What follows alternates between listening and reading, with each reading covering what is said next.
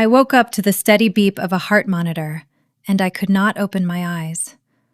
I could not move a single finger. I could not turn my head. I could not scream, even though every cell in my body was screaming. I was awake, fully awake, trapped inside a body that no longer answered to me. I heard the door swing open. I waited for footsteps to rush toward me. I waited for someone to grab my hand and cry with relief that I was still breathing. Instead, I heard my mother's heels click across the floor, stop at the foot of my bed, and I heard her sigh. Not a sigh of grief, a sigh of pure, bone-deep annoyance. The kind of sigh she used to give when a waiter got her order wrong. "Well," she said, to no one, to me, to the machines, "I guess we're still waiting." I heard her sit down in the visitor's chair. I heard the crinkle of her purse. And then I heard her make a phone call, right there, 3 feet from my face, like I was already a piece of furniture. "It's me," she said. "No, nothing's changed. Brain dead, basically. The doctor says it could be weeks." A pause. I know. Just keep the paperwork moving. The second they let us make the call on the ventilator, I want everything already signed. We are not doing this the slow way."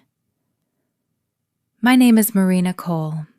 I'm 36 years old, and until the night a drunk driver supposedly ran a red light on Lower Wacker Drive and turned my car into a crushed soda can, I ran one of the most respected forensic accounting firms in Chicago.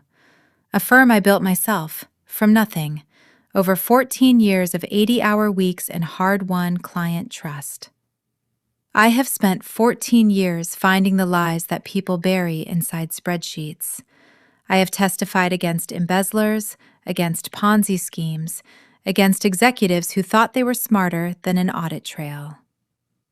I did not know, lying in that hospital bed unable to blink, that I was about to run the most important investigation of my life. And the subject of the investigation was going to be my own family. Before I tell you exactly what they did to me, and exactly what I did back to every single one of them, let me know in the comments where you're watching this from tonight, and how late it is where you are. And if you've ever had a family member show you exactly who they are the moment they thought you couldn't hear them, hit that like button, because this one is for you. The condition I had is called locked-in syndrome. It's rare, and it's cruel in a very specific way. The injury damages the pathway between your brain and your muscles, but it leaves the mind completely intact. You are fully conscious. You can hear every word, smell every smell, feel every touch. You simply cannot respond. Doctors and nurses can stand over your bed and say anything they want, because as far as the machines and the charts are concerned, you are not there to hear it. I found out how many people are willing to say the unthinkable when they believe no one is listening.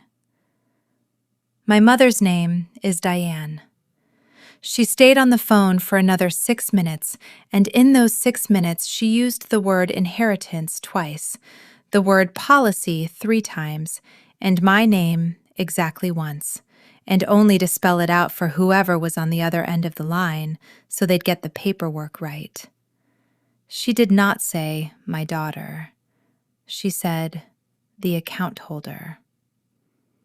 I want to back up because you need to understand who I was before that phone call, so you understand exactly how far that woman fell in my eyes in the span of 6 minutes.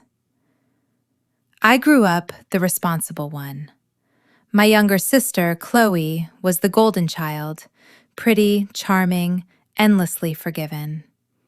I was the fixer.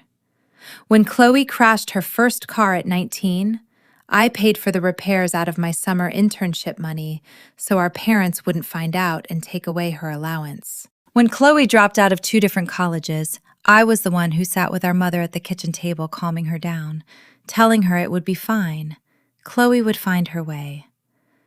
When Chloe married Marcus, a quiet, steady contractor who adored her, I threw the engagement party. When Chloe overspent on the wedding by $40,000, I quietly wired the difference so the caterers wouldn't cancel 2 days before the event, and I never told a soul, including my own husband. I built my company from a card table in a studio apartment into a firm with 11 employees and a client list that included 2 Fortune 500 companies. I did that while my mother introduced me at parties as Marina, she does something with numbers, and introduced Chloe as my daughter the artist, even though Chloe hadn't sold a painting in 4 years and lived, in practice, off a rotating combination of credit cards and our parents' checking account. 3 years ago, I married Ryan. He was a corporate attorney, sharp, ambitious, handsome in the way that makes other lawyers nervous in a negotiation. My mother loved him instantly and loudly, in a way she had never loved anything I'd built or earned on my own. I used to think that was sweet. I used to think it meant she was finally proud of a choice I'd made. I did not know, lying paralyzed in that hospital bed, that my husband and my mother had been talking on the phone about the account holder for a very specific reason. I was about to find out. The heart monitor beside me kept its steady, mechanical rhythm, completely indifferent to the fact that my entire understanding of my family had just cracked down the middle. My mother ended her call. She stood up, and for one terrible, hopeful second, I thought she might finally reach for my hand. Instead, she picked her purse back up, muttered something about the $28 she'd spent on garage parking, and walked out without touching me at all. The door swung shut behind her, and I was alone again with the ventilator, breathing for me in slow, patient hisses, and the growing, ice-cold certainty that whatever was happening outside this room, I was not the patient anymore. I was the target. I need to tell you a little more about how Ryan came into my life, because it matters for everything that happened later. And because for a long time I told myself a version of our courtship that I now understand was never entirely true. I met him at a bar association mixer 4 years ago, back when he was still a senior associate at a downtown litigation firm, billing 80 hours a week and hating almost every minute of it. He was charming in the specific, practiced way of someone who had spent a decade learning exactly how to read a room. And he asked me more questions in our first conversation than anyone had asked me in years. About my company, about the cases I'd built, about the loneliness of being the responsible daughter in a family that only ever seemed to notice me when they needed something. I found out much later, from records Diego pulled during the investigation, that my mother had met Ryan first, at a charity gala 8 months before I did, through a mutual friend on the hospital foundation board she volunteered for. She'd mentioned me to him that night, my company, my net worth, my chronic, well-documented inability to say no to my family's financial emergencies.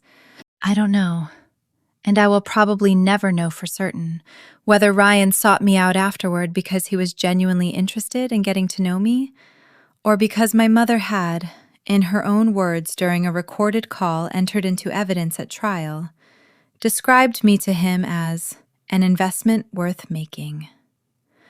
What I do know is that my mother's enthusiasm for the relationship, from the very beginning, felt different from anything she'd ever expressed about a choice I'd made on my own.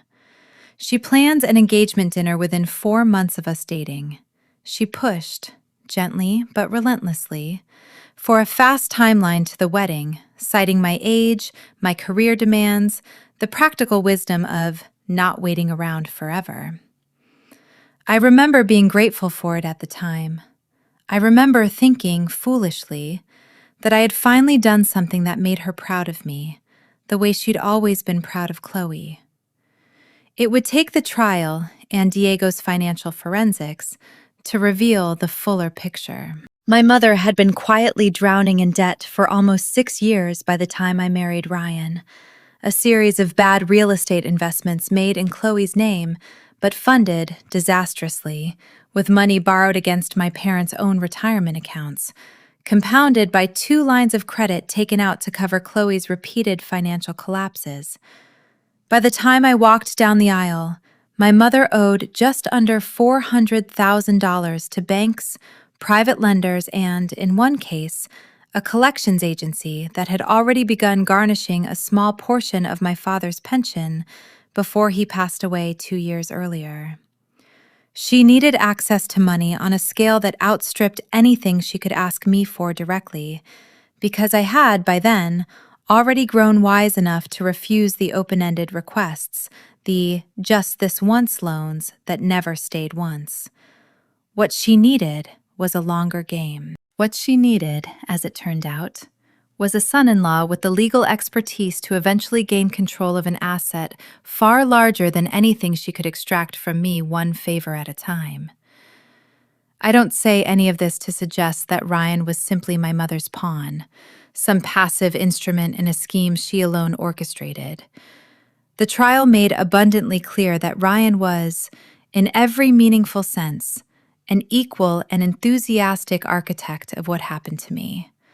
A man who had grown resentful over 3 years of marriage at the specific, gendered indignity of being Marina Cole's husband at industry events, instead of a respected name in his own right. A man who saw in my mother's desperation a convenient partner for an ambition that had been quietly curdling in him long before the accident. But I do think it matters, especially for anyone listening to this who has ever wondered how a person ends up marrying someone capable of this, that the answer is rarely as simple as, I should have seen it coming. Sometimes, the person who is meant to protect you from exactly this kind of danger is the same person who built the bridge that let it reach you in the first place. I trusted Ryan in large part because my mother trusted him first, loudly and publicly, in a way she had never trusted anything else in my life. I had spent 32 years learning not to trust my own judgment when it came to earning her approval. It never occurred to me that her approval itself could be the con. I did not know it yet, but the door was about to open again, and this time it would not be my mother. I heard 2 sets of footsteps. One was the confident, unhurried stride of dress shoes on linoleum. The other was the quick, light click of heels I would have recognized anywhere, because I'd grown up listening to them run down the hallway of our childhood home every time Chloe wanted something from our parents' bedroom. Ryan and Chloe walked into my hospital room together. For one absurd, hopeful moment, my heart wanted to believe they had simply arrived at the same time out of coincidence, that my husband and my sister were standing beside my bed because they both loved me and had, by chance, pulled into the parking garage within minutes of each other. Then I heard Ryan set his keys down on the rolling tray table, and I heard him exhale the way he used to exhale after a long day at the office, the sound of a man settling in, not a man standing vigil over his dying wife. "You checked the hallway?" he asked. "No one's out there," Chloe said. "Priya's on her break. The other nurse is down at the station." "Good." I felt the mattress shift as Ryan sat on the edge of my bed. I felt his hand land on my arm. Not gently, not the way a husband touches a wife he's terrified of losing, but the way you'd rest your hand on a countertop while you waited for coffee to brew.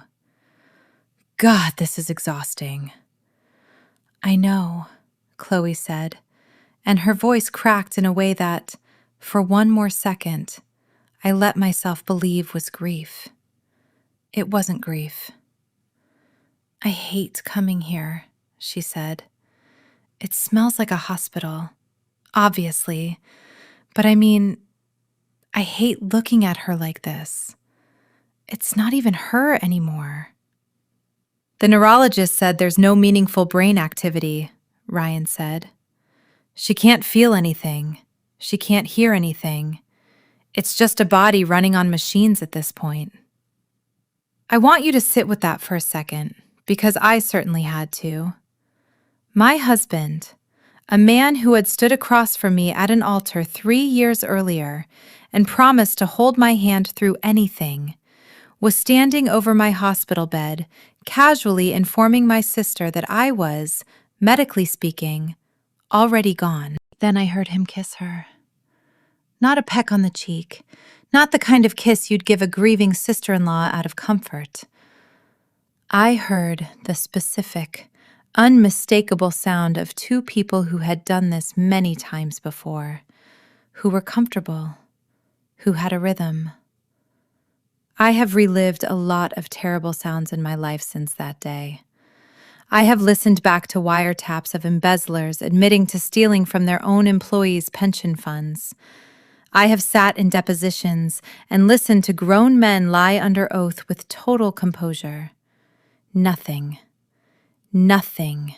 has ever matched the sound of my husband kissing my little sister 4 feet from my hospital bed while a machine breathed for me. "We have to be careful," Ryan said, when they finally broke apart. "Diane's already talking to the lawyer about the proxy paperwork. Once that's signed, we control the medical decisions. Once we control the medical decisions, the timeline is up to us." "And the company?" Chloe asked. "That's the part that takes finesse," Ryan said. "She structured Coal Forensic Solutions so tight, I can't just walk her voting shares over to myself. But there's a clause in the operating agreement. If she's declared permanently incapacitated by 2 physicians, the shares transfer into a trust. And guess who she named as trustee back when we got married? Because she trusted me." He actually laughed a little when he said it. Trusted me. Like it was a punchline. "So once the trust kicks in," Chloe said slowly, "you control the firm." "I control the firm. Your mother gets the house and the investment accounts cleared out before the state pension board or the hospital can put a lien on any of it for her care. And you," I heard him reach for her hand, "you get to stop pretending you're happy being married to a guy who re-roofs houses for a living." "Marcus is a good man," Chloe said, and for one flicker of a second, her voice actually sounded uncertain. "Marcus is a good man who thinks his wife is at a pottery class 3 nights a week," Ryan said. "You made your choice a long time ago, Chloe. We both did." Chloe. He had a nickname for her. My husband had a private nickname for my sister, and I was hearing it for the first time while paralyzed in a hospital bed, unable to do anything but listen to the sound of my entire life being divided up like scrap metal. "What if she wakes up?" Chloe asked, and there it was, the first real crack of fear in her voice, the only human thing either of them said in that entire conversation. There was a long pause. I could feel Ryan's hand still resting on my arm, and I remember wanting, with a violence that surprised me, to somehow will every muscle in my body to move just enough to throw that hand off me. "She's not going to wake up," Ryan said finally. "The doctor said the odds are basically 0. And even if there's some miracle, even if she does, by then, none of this will matter. The trust will already be established. The transfers will already be done. You can't unring a bell, Chloe. Legally, once the paperwork's filed and the shares have moved, reversing it takes years of litigation. We just need 6 weeks, maybe 8. 6 weeks, maybe 8. My husband had put a number on how long he needed me to stay unconscious so he could legally steal the company I had built from a card table in a 1-bedroom apartment while working a second job at a call center to make rent. I lay there and I did the only thing I could do. I counted his sentences. I memorized every word, every detail, every reference to a trust, a proxy, a clause in an operating agreement I had drafted myself 6 years ago with a lawyer I trusted. I built, brick by brick, inside the only place left that still belonged entirely to me, my own mind, a complete and perfect record of what I had just heard. If there is one thing 14 years of forensic accounting teaches you, it's this. People who are stealing from you will eventually say it out loud. They get comfortable. They get sloppy. They start to believe the story they're telling themselves so completely that they forget someone might actually be listening. They just made the mistake of thinking that someone couldn't be me. They gathered their things a few minutes later. Chloe leaned down. I felt her breath near my ear and whispered, so quietly it was almost tender, almost like she meant it. I'm sorry it has to be this way. Then she left with my husband, and the door swung shut, and I was alone with the ventilator again, breathing in, breathing out, keeping me alive for reasons that had absolutely nothing to do with love. I want to tell you about the night of the accident because at the time, lying in that bed, I only had fragments. Rain on the windshield, the taste of copper in my mouth, the specific, sickening groan of metal folding in on itself. It would be weeks before I understood what had actually happened on Lower Wacker Drive, and months before I understood why. I had left the office late, the way I always did on the second Thursday of the month, because that was closing week for our biggest retail client. Ryan had texted me at 6:40 p.m. asking what time I'd be home, which was unusual because Ryan rarely asked. Ryan usually just assumed I'd be late and ordered himself dinner. I told him I'd be leaving by 7:15. I remember being almost touched by the question. I left the garage at 7:20. It had been raining since noon, one of those relentless Chicago autumn storms that turns the lower streets into rivers of taillights. I remember checking my mirrors. I remember a dark sedan sitting 2 cars back through 3 consecutive lane changes, which struck me, in the vague way things strike you when you're tired and thinking about a spreadsheet, as slightly odd. I do not remember the impact directly. I remember the swerve. I remember overcorrecting. I remember the wall of the Lower Wacker underpass rushing toward the driver's side of my car at an angle that, when I finally saw the accident report 5 months later, made absolutely no sense for a simple rear-end collision. The official report said I lost control of my vehicle in wet conditions. The official report was wrong, and it would take a mechanic named Dwayne, a stubborn brother-in-law, and 41 minutes of security footage from a parking garage 2 blocks from my office to prove exactly how wrong it was. But I'm getting ahead of myself, because on the night it happened, all I had were fragments, and all I had in that hospital bed was time. Endless, suffocating, silent time, to turn those fragments over again and again, like stones in my palm, looking for the shape underneath. What I did know, lying there in the dark behind my own closed eyelids, was this. My husband had texted me, unprompted, asking exactly what time I'd be driving home, on the one night a year I always worked late without needing to be asked. I filed that fact away next to the others. A trustee clause I hadn't thought about in 6 years. A phrase, keep the paperwork moving, that my mother had used with the ease of someone rehearsing lines she'd said before. A nickname, Chloe, spoken with the casual affection of long familiarity. I did not yet know how these pieces fit together, but I knew, with the cold clarity that had made me very good at my job for 14 years, that they fit together somehow. Nothing in my life had ever been a coincidence when that much money was involved. I had spent my entire career proving that exact principle to juries. The days blurred after that. I lost track of time the way you do when there is no morning and no night, only the rhythm of the ventilator and the rotation of nurses' shoes on the linoleum.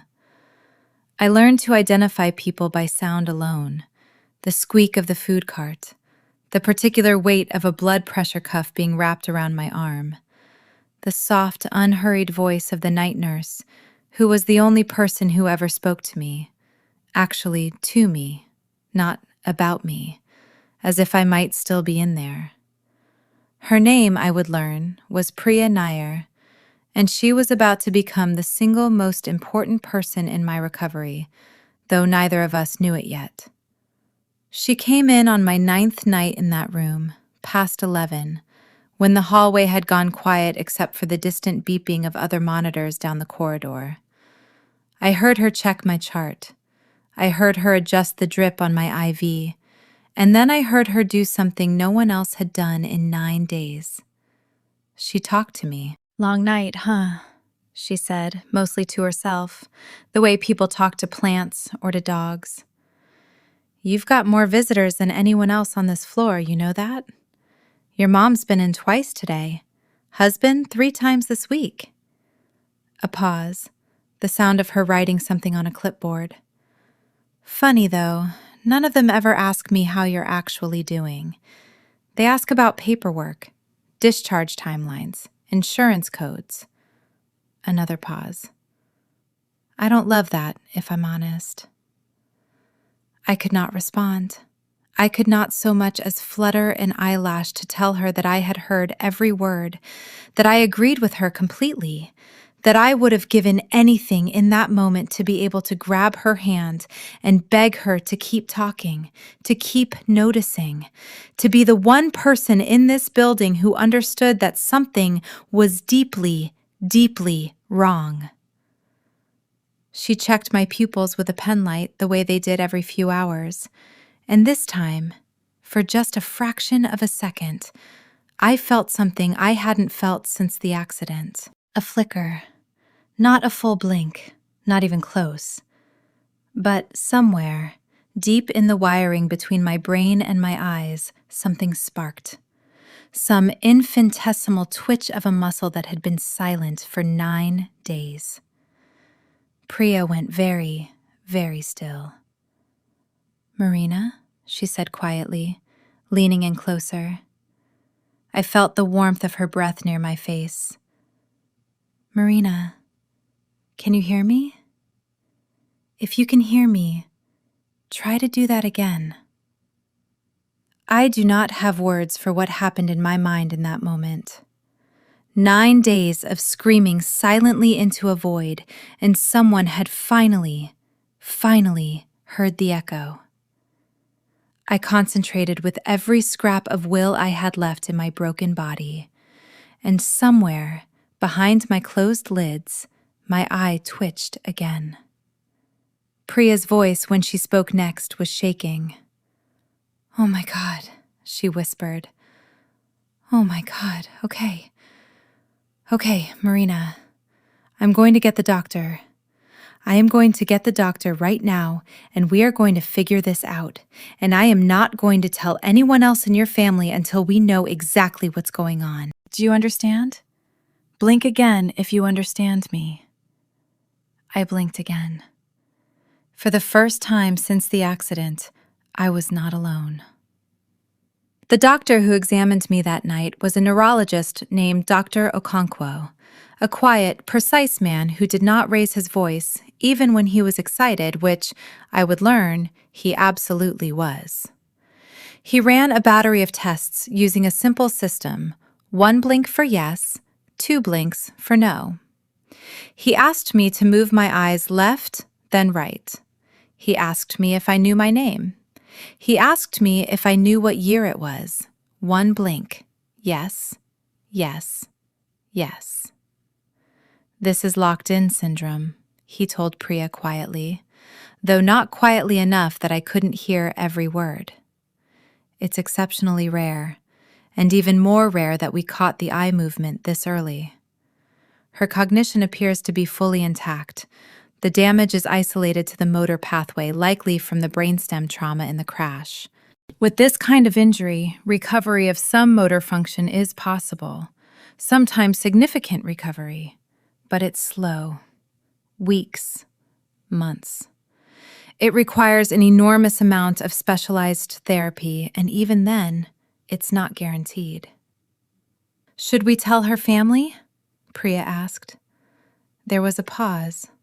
I felt my own heart rate spike on the monitor, and I remember thinking, absurdly, that I hoped no one was checking that particular readout too closely just then.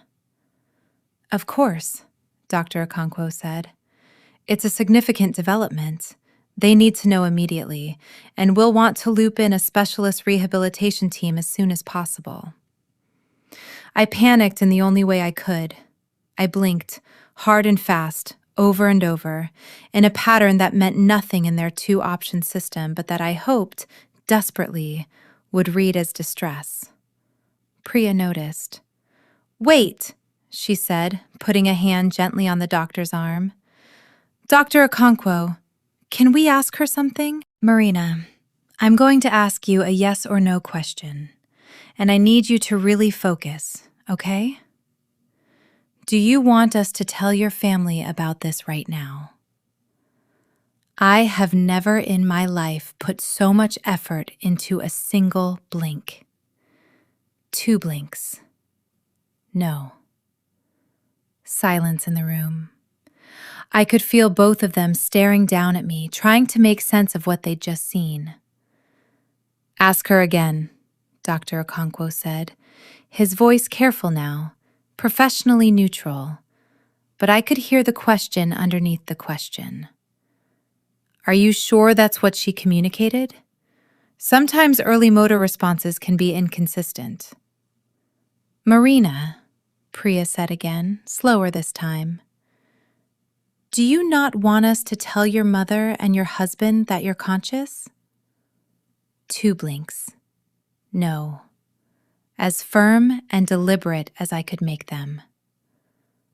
Do you have a reason? Priya asked. Blink once if you have a reason you don't want them to know yet. 1 blink. Yes. I felt the room's entire temperature shift. Dr. Okonkwo was quiet for a long moment. This is unusual, he finally said. Ethically, we're required to keep the patient's family informed of significant changes in condition, but we're also required to respect patient autonomy wherever it's possible to determine it, and right now, the patient herself, who is fully cognizant according to every test we've run, is telling us, clearly and repeatedly, that she does not want this information shared with specific family members. What if it's confusion? Priya asked. Trauma, medication, something like that? It's possible, Dr. Okonkwo admitted, but her responses have been consistent for 11 straight questions. I don't think this is confusion. I think she has a reason, and I think we need to find out what it is before we do anything else. They spent the next 40 minutes building a more complex system with me, because a simple yes or no couldn't carry what I needed to say. Priya recited the alphabet slowly, in blocks of 5 letters, and I blinked when she reached the letter I needed. It was excruciating and slow, my whole body trembling with effort by the time we finished even a single word. But it worked. The first full sentence I spelled out, letter by agonizing letter, over the course of nearly 2 hours, was 6 words long. They want me to die. I felt Priya's hand tighten on mine, the first time anyone had actually held my hand with any real feeling since the accident, and I heard her breath catch. Okay, she said, and her voice had gone flat and steady in the specific way of someone deciding, in real time, to become someone's ally. Okay, Marina, I believe you, and I am not going anywhere. Dr. Okonkwo, to his enormous credit, did not dismiss what he'd just watched happen. He sat with it. He asked careful, clinical questions designed to rule out confusion, medication side effects, trauma-induced paranoia. And letter by letter, blink by blink, over 3 exhausting nights, I told them everything. The phone call about the ventilator and the paperwork, the visit from Ryan and Chloe, the trust, the clause, the 6 to 8 week timeline, the kiss. By the end of the 3rd night, Dr. Okonkwo sat back in his chair and rubbed his eyes. "I've been practicing medicine for 22 years, he said quietly. "I've never had a family situation like this. Legally, my obligation is still to the patient's medical well-being, and the patient, you, Marina, are telling me you do not feel safe having your family control decisions about your care." One firm blink. Yes. "Then as far as I'm concerned," he said, "your family gets updated on your medical status. Full stop. Nothing more. Not your prognosis, not the details of your motor recovery, not this conversation. You are the patient, and until a court says otherwise, you have the right to control what's shared, within the bounds of what I'm legally required to disclose to a medical proxy, which, as far as I understand, has not yet been formally established." That last detail mattered more than he knew. The proxy paperwork Ryan and my mother had been racing to finalize had not, in fact, been signed. Not yet. There was still a window, small and closing, where I was still legally the one in control of my own life. I just had to figure out how to use it while lying flat on my back, unable to lift a single finger. My mother came back the next afternoon. I had, by then, developed something like a superpower, the ability to keep my face a perfect, motionless mask while every part of my mind stood at full attention, cataloging, analyzing, waiting. She sat down in the chair beside my bed, not close enough to touch me, I noticed, just close enough to be seen sitting there if anyone walked by, and pulled a folder out of her bag. "I had Robert draw this up months ago," she said, to herself, flipping through papers I couldn't see. "Good thing, too. Would have been a nightmare trying to get an attorney to rush a medical power of attorney on short notice." I felt something cold settle over me. Months ago. My mother was talking about a legal document that had been prepared months before a drunk driver, allegedly, ran a red light and hit my car. She never even noticed I had her sign that trust amendment update at Christmas, my mother continued, still talking to no one, still flipping pages. Told her it was for the family foundation paperwork. She signed everything I put in front of her that day. Never even read it. That's the thing about Marina. She trusts family with everything except money. And I finally found the one form she didn't read. I want to be very clear about what I felt in that moment, because it wasn't just fear, and it wasn't just fury.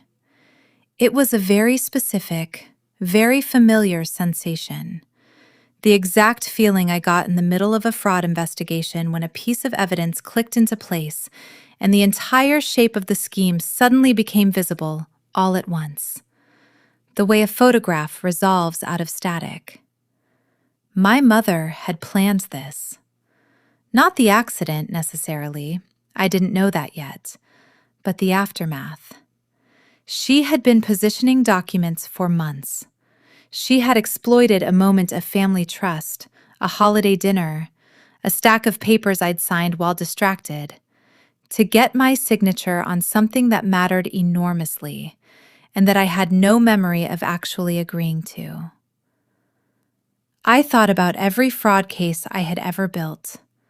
They always started the same way, not with a dramatic theft, but with a small, quiet document, signed in a moment of trust, buried in a stack of paperwork that looked routine. My own mother had run the oldest trick in my own profession on me, and I hadn't even noticed.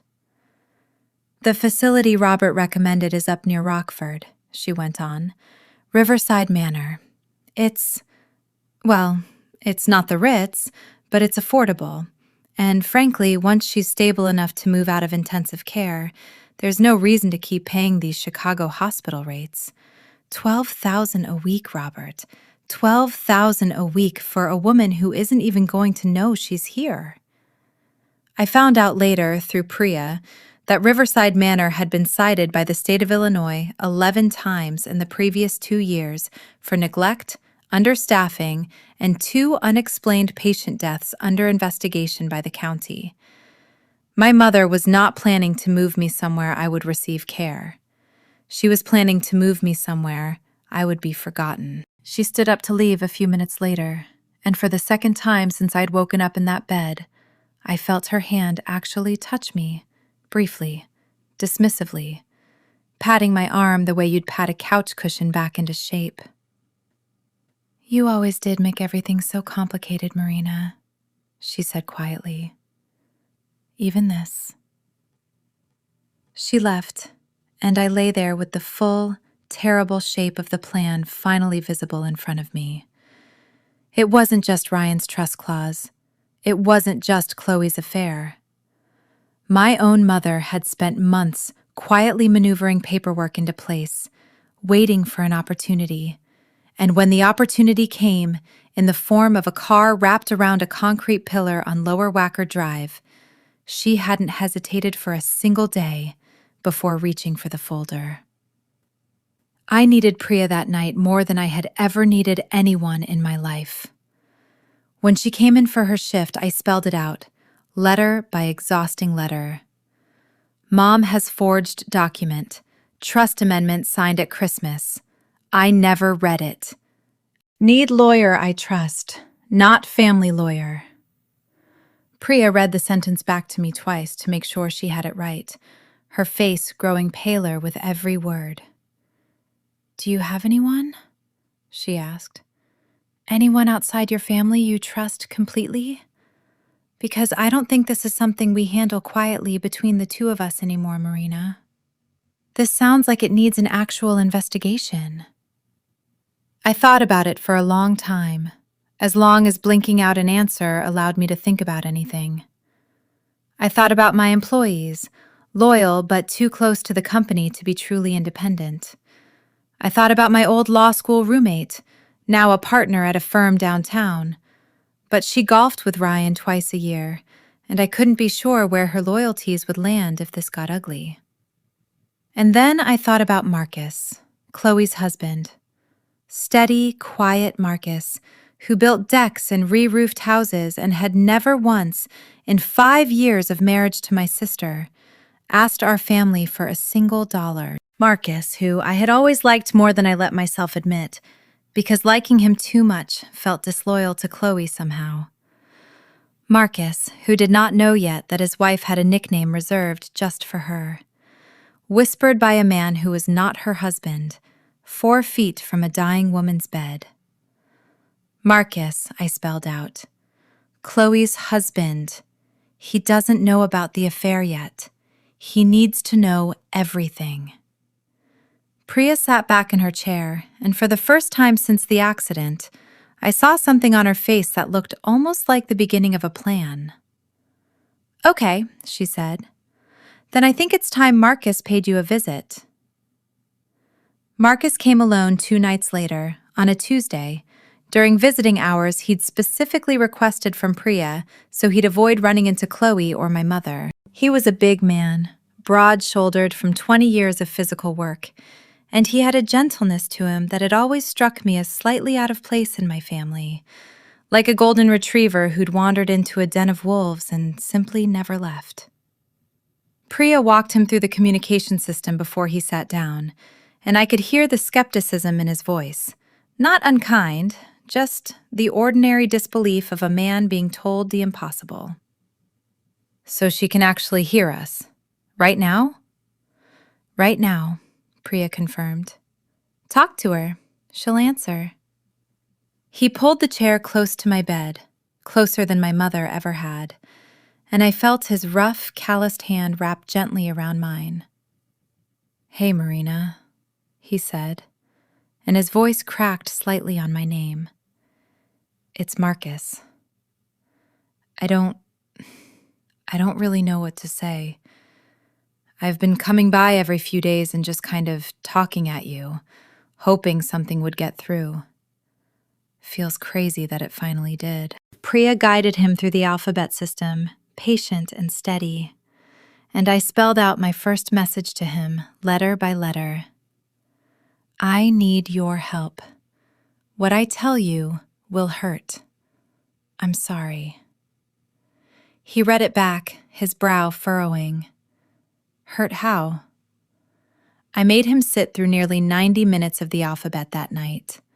I told him about the trust clause, the Christmas paperwork, Riverside Manor, the 6 to 8 week timeline. I saved the hardest part for last because I am, even now, ashamed of how much I wanted to protect him from it, even in the middle of protecting myself. Ryan and Chloe are having an affair. They were here. They don't know I can hear. They called each other pet names. They talked about waiting for me to die so they could be together and split the money. The room went completely silent.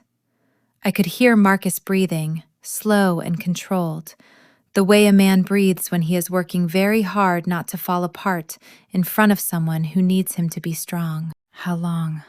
He finally said, and his voice had gone flat, careful, the way mine got in depositions when I was holding something back so it wouldn't leak out sideways. How long has it been going on? Do you know? I don't know. They sounded practiced, not new. He was quiet for a long, long time after that. Priya, to her enormous credit, stood back and let him have the silence, not rushing him, not filling the space with reassurance she couldn't actually offer. You know, he finally said, pottery classes Tuesdays and Thursdays. Has been for 2 years. I drop her off myself sometimes when I'm between jobs. There's no pottery studio on that block anymore. Closed last spring. I remember because I noticed the sign was gone and I asked her about it, and she said they'd moved locations, and I never checked. Because why would I check? She's my wife. He let go of my hand for a moment, and I heard him stand up and walk to the window, his footsteps heavy and slow. I built us a deck last summer, he said, mostly to himself, mostly to the glass. Took me 3 weekends. She said it was the nicest thing anyone had ever done for her. A long pause. I believed her. When he came back to my bedside, something in his voice had changed. The gentleness was still there, but underneath it now was a steel I hadn't heard from him before. Not once in 5 years of family dinners and holidays where he'd sat quietly at the edge of every conversation, letting my family talk over him the way they talked over everyone who wasn't loud enough to compete. Marina, he said, I want you to know something, and I need you to really hear it, because it's the most honest thing I've ever said to anyone in your family. I don't care about the money. I never cared about the money. Hell, half the reason your mother never respected me is because I never asked for any. But what they did to you in this bed, while you couldn't even blink to defend yourself, that's not something I can walk away from. I'm not going to let them get away with this. Whatever you need, whatever it takes, I'm in. We need evidence, I spelled out. Not just words, documents, recordings, something a court will accept. Then let's get it, Marcus said. Tell me where to start. I thought about it, letter by letter, weighing 14 years of experience building exactly this kind of case against other people's families, other people's frauds, other people's carefully hidden schemes. I had never imagined I would use that expertise on my own. My office, the accounting system. If Ryan touched company funds, there will be a trail. I need someone to pull the records without him knowing. I don't know anything about accounting, Marcus admitted. Neither do you need to, I spelled back. I'll tell you exactly what to look for. You just need to get someone I trust into that system and bring me a laptop and a way to see the screen. Marcus looked over at Priya, who was already nodding. I can get you a tablet, she said. There's a mount we use for patients doing eye-tracking communication therapy. It's slow, but it works. If we set it up right, you could type directly instead of spelling everything out letter by letter through us. I felt something in my chest that I hadn't felt in weeks, buried so deep under fear and grief and rage that I'd almost forgotten what it was. Hope. For the first time since I'd woken up in the dark, unable to move, I understood exactly what I was going to do, and exactly how I was going to do it. I had spent 14 years learning how to find the truth buried inside other people's lies. Now I was going to use every single thing I knew to find the truth buried inside my own family. And when I found it, I was going to make absolutely certain that nothing about the way I brought them down would leave any room for doubt, any room for a good lawyer to argue reasonable explanation, any room at all for them to talk their way out of what they had done to me. They thought they had 8 weeks. I intended to make sure they didn't get 8 days. It took Priya 4 days to get the eye-tracking tablet approved and set up. 4 days during which I practiced controlling my gaze with an intensity I had never applied to anything in my life, not even the bar exam. By the end of the first week, I could select letters on a screen using nothing but the movement of my eyes, slow and clumsy at first, then faster, then almost fluent. Marcus brought a laptop on the 5th night, along with something I hadn't expected. My junior associate, a sharp 26-year-old named Diego, who had been with my firm for 3 years and who Marcus had, with more instinct than I gave him credit for, correctly identified as the one employee who would never breathe a word to Ryan. Diego cried when he saw me. I remember that clearly, even through everything else. The sound of a grown man trying not to sob in a hospital room, whispering my name like he was apologizing for something that wasn't his fault.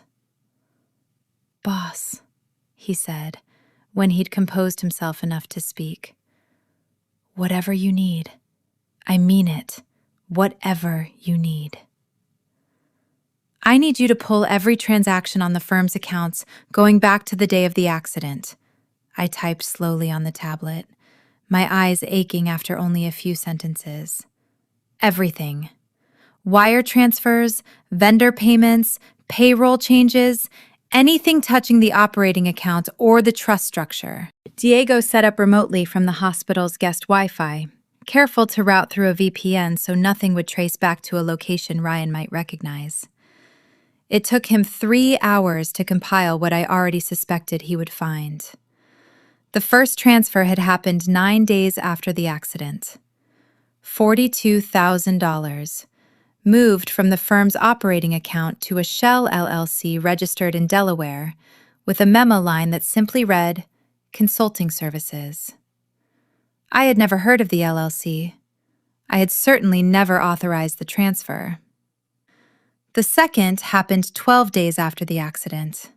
This one was larger, $118,000, structured as a legal retainer, paid to a firm I did recognize, because it was Ryan's own former law firm, the one he'd left 3 years ago when we got married and he'd decided, at my suggestion, to go in-house as general counsel for a real estate developer, instead of billing hours at a firm that worked him 80 hours a week. He wasn't paying a retainer. He was paying himself, through a former colleague, and I was almost certain, though it would take Diego another 2 days to prove it, that the money was being quietly funneled back to a personal account under a different name. The third transaction stopped my heart in a way the first 2 hadn't. 17 days after the accident, someone had logged into the firm's digital signature platform using my credentials and electronically signed 3 documents. a shareholder resolution amending the operating agreement's incapacity clause, a consent form authorizing the release of company financial records to a third-party auditor, an auditor, Diego discovered, hired directly by Ryan, not by the board, and a letter of resignation from my position as managing partner, effective immediately, citing permanent medical incapacity as the reason. I had not signed any of it. I could not have signed any of it. I was lying in a hospital bed, unable to lift a single finger, 17 days after the accident, while someone used my digital signature, my actual, unique, password-protected digital signature, to resign me from my own company. Diego traced the login. It had come from an IP address registered to Ryan's office downtown at 9:47 on a Tuesday morning, while, according to the visitor log Priya had quietly started keeping, Ryan himself had checked into the hospital at 9:15 that same morning and stayed until 10:30. He'd signed the documents from his phone, sitting in a chair beside my hospital bed while pretending to hold vigil over his dying wife. I made Diego read the timestamp back to me 3 times before I let myself believe it. He drained the operating account, I typed slowly, my eyes burning with exhaustion and fury in equal measure. He forged my signature to resign me from my own company while sitting next to my bed. This is wire fraud. This is forgery. This is identity theft. He's not just stealing from a marriage. He's committing felonies, and he's doing it in this hospital, on hospital Wi-Fi, while visiting hours records place him at my exact bedside at the exact moment of the digital signature. Marina, that's a paper trail, Diego said, staring at his screen like he couldn't quite process what he was looking at. That's an actual, provable paper trail. Timestamps, IP logs, visitor sign-in sheets. This isn't circumstantial. This is a case. I had spent 14 years teaching young forensic accountants exactly this lesson. The crime is never the hard part to find. People who steal money leave trails because moving stolen money requires moving it somewhere, and somewhere always leaves a record. The hard part is knowing where to look and knowing what you're looking at when you find it. I knew exactly where to look because I had built the very systems Ryan was now using to steal from me. And I knew exactly what I was looking at because I had spent my entire adult life prosecuting people who thought a locked-in wife, a forged signature, and a well-timed hospital visit added up to the perfect crime. They had made one catastrophic miscalculation. They assumed that once my brain stopped controlling my body, it had stopped working entirely. It had never worked harder in my life. I want to pause the financial story for a moment because there was a second thread running underneath all of it, one that started as a single, nagging detail I couldn't shake and grew over the following 2 weeks into something far darker than embezzlement. It was the dark sedan. I kept coming back to it, lying awake in the dark hours of the hospital night with nothing to do but replay the last minutes before the crash over and over. A dark sedan, sitting 2 cars back through 3 consecutive lane changes on a route I drove maybe 8 times a year. Cars don't usually mirror your lane changes like that unless they're following you, or unless something about your car is making the choice for them. I asked Marcus to have someone look at the wreck. The car had been towed to an impound lot after the accident and, because the insurance claim was still open, hadn't yet been released for salvage. Marcus knew a mechanic, an old family friend named Dwayne, who'd fixed cars in our neighborhood for 30 years and who owed Marcus a favor from a roofing job he'd done for free after Dwayne's shop flooded 2 winters back. Dwayne spent an afternoon at the impound lot with a flashlight and a set of tools, and what he found when Marcus relayed it to me letter by letter over the tablet 3 nights later, made the hospital room feel suddenly, unbearably cold. The brake line had been cut. Not snapped in the crash, cut cleanly with a tool in a location on the undercarriage that would have caused a slow, gradual leak, not an immediate failure. Dwayne's professional opinion, which he was willing to put in writing, was that the brakes would have functioned normally for the first 20 to 30 minutes of driving, and then failed abruptly, with almost no warning, at exactly the kind of high-speed, wet road merge where a driver would have no time to react. Lower Wacker Drive was 18 minutes from my office. I had left the garage at 7:20 p.m. after a text from my husband asking exactly what time I'd be driving home. I sat with that information, or rather, I lay with it, motionless, unable to do anything but absorb the full, sickening weight of it for what felt like hours. Someone had cut my brake line. Someone had known my route, known my schedule, known precisely when I would be driving home that specific night because my husband had asked me directly, and I had, trusting him completely, told him exactly. This was not simply financial fraud anymore. This was attempted murder, and the person who had asked the question that made it possible was the same man who had been sitting on the edge of my hospital bed, kissing my sister, discussing how many weeks he needed me to stay unconscious. I told Marcus everything, and I watched through the description he gave me afterward, because I could not see his face directly, only feel the tremor in his hands as he typed alongside me on the tablet, as something in him went very quiet and very still. "I want to go to the police right now," he said. "Not yet," I typed back, forcing myself to think like the investigator I was instead of the terrified woman I also was. If we go now with just Dwayne's opinion and the financial records, they lawyer up immediately. Ryan is a lawyer. He knows exactly how to delay, how to destroy evidence, how to get ahead of this.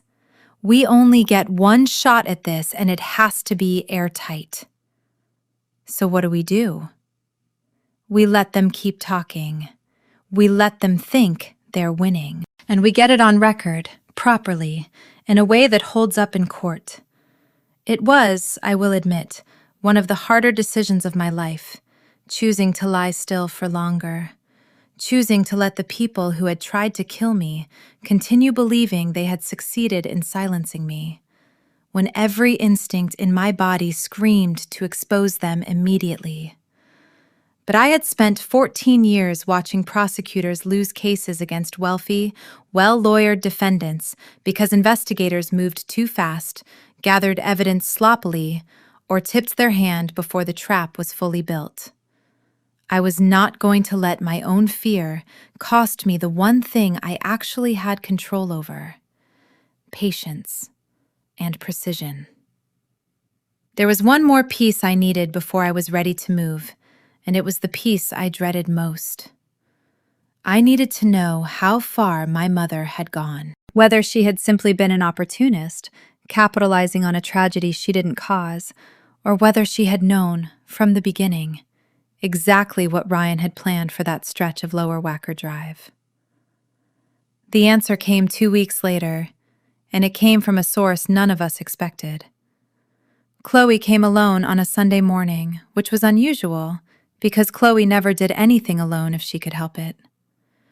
Priya buzzed Marcus a warning text the moment she saw my sister sign in at the front desk, and by the time Chloe walked into my room, the tablet was hidden in the drawer of the bedside table, and I was, as far as anyone watching could tell, exactly what I had been for weeks: a silent, motionless body kept alive by machines. She sat down in the chair, the same chair my mother favored, I noticed, close enough to be seen, not close enough to touch. And for a long time she didn't say anything at all. I could hear her breathing, uneven, the specific, ragged rhythm of someone trying very hard not to cry and failing. "I keep telling myself you can't hear me," she finally said. "That's the only way I can make myself come here anymore. I tell myself it doesn't matter what I say because you're not really in there." I lay perfectly still and listened, my heart pounding silently against a monitor that, mercifully, no one was watching closely enough that day to notice the spike. "Mom called me last night," Chloe continued. "She's furious. Apparently your lawyer, your actual company lawyer, not Ryan, filed some kind of formal objection with the hospital about visitor access to your medical file. Says he's concerned about irregularities. Mom thinks someone tipped him off. She thinks it's Marcus." A pause, a wet, unsteady laugh.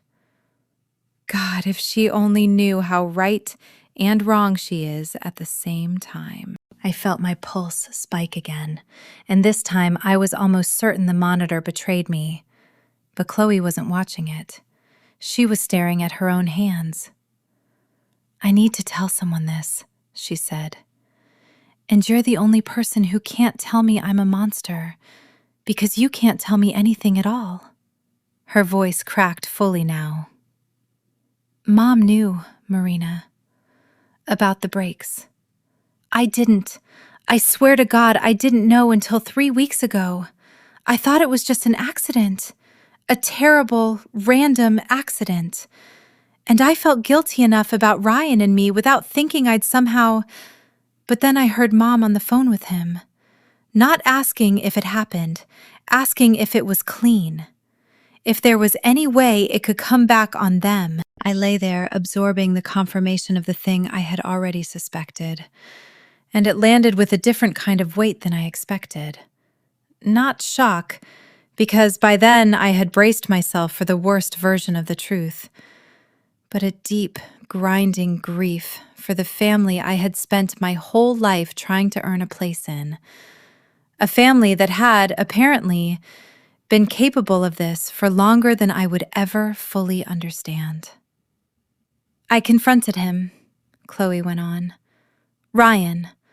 I asked him point blank if he'd had something done to your car. He didn't even deny it, Marina.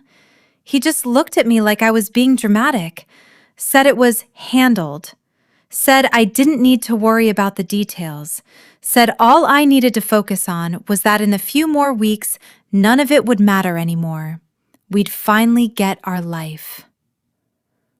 She laughed again, that same broken, humorless sound. "Our life. Like we're the victims in this. Like you're the inconvenience standing between us and something we're owed." She was quiet for a long time after that, and when she finally spoke again, her voice had dropped to something smaller, younger, closer to the sister I remembered from childhood, the one who used to climb into my bed during thunderstorms, even though she was 2 years younger and I was supposed to be the one who got scared. "I don't know how to fix what I did," she said. "I don't think I can. But I need you to know, if there's any part of you still in there, any part of you that can somehow hear this, I didn't know about the breaks when it happened. I want that to matter to someone, even if it can't ever matter to you." She left a few minutes later, and I lay in the silence she left behind, turning over the impossible arithmetic of what I'd just learned. My sister had known about the affair from the beginning and chosen it anyway. My sister had not known about the attempted murder and had confronted the man she loved the moment she found out, and had, apparently, done nothing further with that knowledge except carry it around like a stone in her chest and confess it to a woman she believed was too brain-dead to understand a word of it. It didn't erase what she had done. It didn't come close. But it drew a line I hadn't expected to find anywhere in this story. A line between a woman who had betrayed me for love, however twisted and selfish that love had turned out to be, and a woman who had tried to have me killed for money. I would need that line later, when it came time to decide exactly how hard to swing and at whom. For now, I simply filed the information away, the way I'd filed away every other piece of evidence in this case, and I waited for Marcus to come back that night so I could tell him the last piece had finally fallen into place. My mother had known. Not suspected, not guessed, known, in advance or in real time, about an attempt on my life, and her only question had been whether it was clean. There was no version of the family I'd grown up in that survived that sentence. There never really had been. I had simply spent 36 years refusing to see it clearly, because the alternative, the truth, was too heavy to carry while also trying to build a life, a marriage, a company, a self. I wasn't carrying it alone anymore, and for the first time since the accident, that made all the difference. While Marcus and Diego built the financial case and Dwayne quietly documented the break line with time-stamped photographs and a notarized statement, my body was doing something no one outside that hospital room knew about. It was waking up. The first real movement came in my left hand, 6 weeks after the accident, during a physical therapy session Dr. Okonkwo had insisted on, despite my initial reluctance to draw any attention to my recovery at all. I was terrified that any visible progress would reach Ryan or my mother and accelerate their timeline instead of slowing it down. But Dr. Okonkwo made a persuasive argument. Locked-in syndrome patients who received early, aggressive therapy had dramatically better recovery outcomes than those who didn't. And if I wanted any chance of walking out of that hospital under my own power, I needed to start now, regardless of who might find out. We compromised. The therapy would happen only during shifts when Priya was on duty, scheduled deliberately around the visiting hours my mother and Ryan preferred, and the results would go in a section of my chart that Dr. Okonkwo, bending the rules about as far as he was willing to bend them, agreed to keep separate from the summary reports released to family. The first time I moved my index finger on command, I cried without being able to produce a single visible tear. My body still too damaged to manage even that. Priya squeezed my hand and told me it was the most beautiful thing she'd seen in 3 years of nursing. And I believed her, because I felt it too. A flood of something that was almost too large for a body that still couldn't fully hold it. Progress after that came in fits and starts. A twitch in my right foot. The ability to turn my head 3 inches to the left. By week 9, I could grip a pencil, clumsily, for about 11 seconds before my hand gave out. By week 11, I could form the beginning of a word with my mouth, though nothing recognizable came out yet, just breath shaped roughly like language. I kept every bit of it hidden from my family with a discipline that, looking back, I'm still faintly amazed I was able to sustain.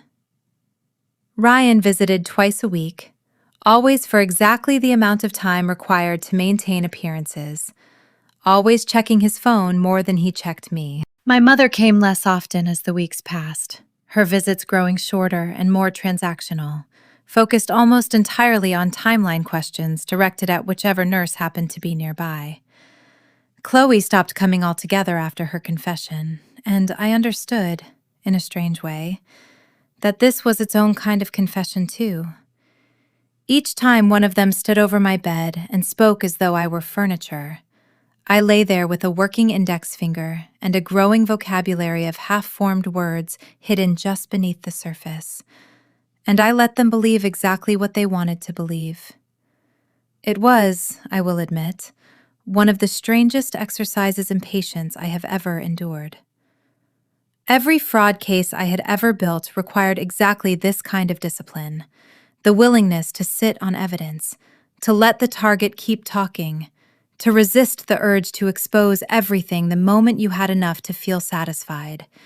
Because feeling satisfied and having an airtight case were two very different things. I had taught this principle to a dozen junior associates over the years. I had never had to live inside it quite so literally. By week 13, I could sit upright with assistance. By week 15, with the help of a walker and a physical therapist named Angela, who Dr. Okonkwo brought in specifically because she had, in his words, the discretion of a Swiss bank. I took 4 unsteady steps across my hospital room and did not fall. Marcus was there for that one. He didn't say anything. He just stood in the doorway with his hand over his mouth, and when I finally lowered myself back into the wheelchair, exhausted and shaking, he crossed the room and knelt down beside me and said, very quietly, "You have no idea how much I needed to see that." Neither did I, honestly, until it happened. There is a particular kind of strength that comes from being underestimated by people who are actively trying to destroy you. Every single person who had stood over my supposedly empty body and spoken their worst, truest, ugliest thoughts out loud had handed me something they never intended to give. Proof. And now my body, slowly, stubbornly, was handing me something else. The ability to stand up and use it. We were closing in on the 2-month mark, the outer edge of the timeline Ryan had given Chloe. I could tell from the increasingly clipped, tense phone calls Priya overheard whenever my mother visited, that the pressure on their end was mounting. The trust structure required a formal declaration of permanent incapacity from 2 independent physicians before the shares would legally transfer. And Dr. Okonkwo, bless him, had quietly slow-walked every request for a second opinion for exactly as long as medical ethics would permit. But that window was closing. Ryan had already lined up a second physician, someone outside our regular hospital system, someone Diego discovered, after 2 days of digging through public records, had a documented history of being paid, generously, as an expert witness in cases where the outcome he provided happened to align neatly with whoever was writing the check. We had maybe 2 weeks before that physician arrived to sign whatever Ryan needed signed. It was time to stop gathering evidence and start setting the trap. I had one advantage no one in my family had accounted for, and it was the same advantage that had built my entire career. I knew exactly which detective to call. Her name was Detective Renata Vasquez, and I had worked alongside her 3 years earlier on a case involving a hospital administrator who had been quietly siphoning funds from a nonprofit foundation for over a decade. She was meticulous, unflappable, and had a healthy, well-earned contempt for wealthy people who believed money could outrun consequences. I had Diego reach out to her directly, using a burner number Marcus purchased in cash from a drugstore 2 towns over, because by that point, I trusted absolutely no communication channel that touched anything Ryan might conceivably access. Detective Vasquez came to the hospital herself, in plain clothes, posing as a physical therapy consultant so her visit wouldn't raise questions on the visitor log. I spelled out the entire case for her on the tablet while Priya stood watch at the door, and I watched her expression shift from professional skepticism to something considerably darker as the pieces assembled themselves in front of her. "This is one of the more thorough case files I've seen walk in off the street," she said finally, scrolling back through Diego's financial documentation, Dwayne's notarized statement about the break line, and the time-stamped hospital visitor logs cross-referenced against the digital signature records. "Most people bring me a hunch and a grudge. You brought me an indictment." "I figured you for the one who actually follows the money," I typed. "You taught me that phrase, actually." She laughed, short and surprised. "I did, didn't I?" Her expression sobered quickly. "Okay, here's where we are. The financial fraud, the forged signatures, that's solid, that's provable right now, today, no additional evidence needed. Wire fraud alone is federal, which means once I loop in the FBI's Financial Crimes Unit, your husband is looking at serious time, regardless of what else we prove. What about the brakes? I typed. That's harder, she admitted. Mechanical tampering is provable. Dwayne's statement is solid, and I'll have our own forensic team examine the vehicle independently to corroborate it. But proving who cut that line, proving intent to kill specifically, proving it wasn't some random act of vandalism at the impound lot after the fact, that requires either a confession or evidence connecting Ryan directly to the act. Do either of them know anyone with access to a garage, a mechanic, anyone who might have done the physical work? I thought about this for a long time, my eyes tired, my mind sifting back through months of overheard conversations for anything that might answer the question. Ryan's cousin owns an auto shop in Cicero, I finally typed. They've always been close. I never thought anything of it. Detective Vasquez's eyes sharpened. That's a thread. I'll pull it. She sat back, studying me with an expression that had shifted somewhere in the last 20 minutes from professional interest to something closer to real respect. You built almost this entire case from a hospital bed, letter by letter, without your family having any idea you were conscious. Do you understand how unusual that is? Most victims in your position spend months just trying to process what happened to them before they're capable of doing anything about it.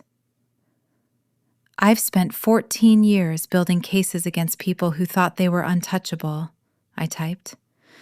I just never expected my own family to be the defendants. Well, she said, standing and gathering her things. Let's make sure they are. We spent the following week finalizing what Detective Vasquez called, with the dry professionalism of someone who had run dozens of these operations, the reveal. The plan required precision. Ryan's second physician, the one with the convenient history of favorable expert opinions, was scheduled to arrive in 9 days to conduct the formal incapacity evaluation that would trigger the trust transfer. Rather than trying to stop that appointment, Detective Vasquez wanted to let it happen, with the FBI's Financial Crimes Unit and a court-approved recording device already in place, so that whatever Ryan and my mother said or did in that room, believing the moment of victory had finally arrived, would be captured cleanly, legally, and irrefutably. I would need to be present for that appointment, awake, and this was the part that made even Detective Vasquez pause when she said it out loud. Silent. Still pretending. Right up until the exact moment we chose to stop pretending. Can you do that? She asked me directly. Sit through your own husband declaring you legally incapacitated to your face and not react? I thought about the 6 weeks I had already spent listening to my mother calculate parking fees over my supposedly dying body. I thought about Ryan's hand on my arm, resting there like furniture, while he discussed how many weeks he needed me to stay unconscious. I thought about Chloe's whispered apology and my mother's question about whether the brakes had been clean. I have already listened to everything they had to say while they thought I couldn't hear it, I typed. I can listen to it one more time, knowing it's the last time they will ever get to say any of it to me without consequences. Detective Vasquez nodded slowly. Then let's get you ready. The next 9 days were, without question, the longest of my entire recovery. Angela pushed my physical therapy harder than she ever had, working with me twice daily to make sure that when the moment came, I would be able to do what I needed to do. Not just speak, but stand unassisted in front of the people who had spent 2 months treating my body like a corpse they hadn't yet finished disposing of. Dr. Okonkwo signed off on the plan with visible reluctance, citing the physical strain it would put on a body still deep in recovery. But he understood, in the end, that some kinds of healing couldn't wait for a body to be fully ready. Sometimes, you had to stand up before you were ready, because the moment required it, and your body simply had to catch up afterward. Priya coordinated the FBI's recording equipment installation during an overnight shift, disguising the small devices as standard monitoring equipment that wouldn't draw suspicion from anyone glancing casually around the room. Marcus arranged, through a conversation with Chloe that I still don't fully know the details of, to be present that day as well, positioned just outside the door, ready to step in the moment things began. And I practiced, in the quiet hours of the night when the hospital wing went still, forming the words I intended to say the moment I finally chose to speak again, for the first time in 2 months. I did not plan a long speech. I did not need one. 14 years of courtroom testimony had taught me that the most devastating sentences are always the shortest ones. I simply practiced saying, over and over, in a voice still rough and unfamiliar from disuse, I heard everything. I should tell you about the night we almost lost everything, 3 days before the planned reveal, because it's the closest the entire operation came to falling apart. It started with a nurse I didn't know well, a competent, well-meaning woman named Sandra, who covered the floor on Priya's one night off that week. Sandra noticed, during a routine check, that my chart included a physical therapy log documenting far more motor function than the summary reports being sent to my family reflected. She didn't know the full story. Dr. Okonkwo had kept the details deliberately compartmentalized on a strict need-to-know basis, precisely to prevent something like this from happening. But she knew enough to think something looked irregular. And irregular things, in a hospital, get reported up a chain that doesn't always stay contained. She flagged it to the attending physician on call that night, who happened to be a doctor with no knowledge of the situation at all, and who, following completely standard protocol, made a note in the shared family communication log, a log that Ryan, as my listed medical proxy contact, had automatic notification access to through the hospital's patient portal. Marcus called me at 11 that night in a state of barely controlled panic, using the tablet's messaging function Diego had set up for exactly this kind of emergency. Ryan received a notification 20 minutes ago about updated motor function documentation in your chart.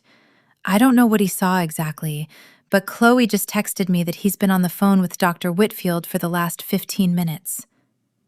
I remember the specific, lurching terror of that message. The sensation of 11 weeks of patient, careful work threatening to collapse in a single administrative oversight, 3 days before we were ready. Detective Vasquez arrived at the hospital within 40 minutes, along with one of the FBI agents assigned to the case, and the 4 of us, Vasquez, Priya, Dr. Okonkwo, and I, communicating through the tablet as fast as my exhausted eyes could manage, spent the rest of that night making a decision that would determine everything. We had 2 options. We could accelerate the plan, moving the confrontation up before Ryan had a chance to act on whatever he suspected, risking a rushed operation with recording equipment that hadn't been fully tested, and a federal team that hadn't finished coordinating with the state's attorney's office.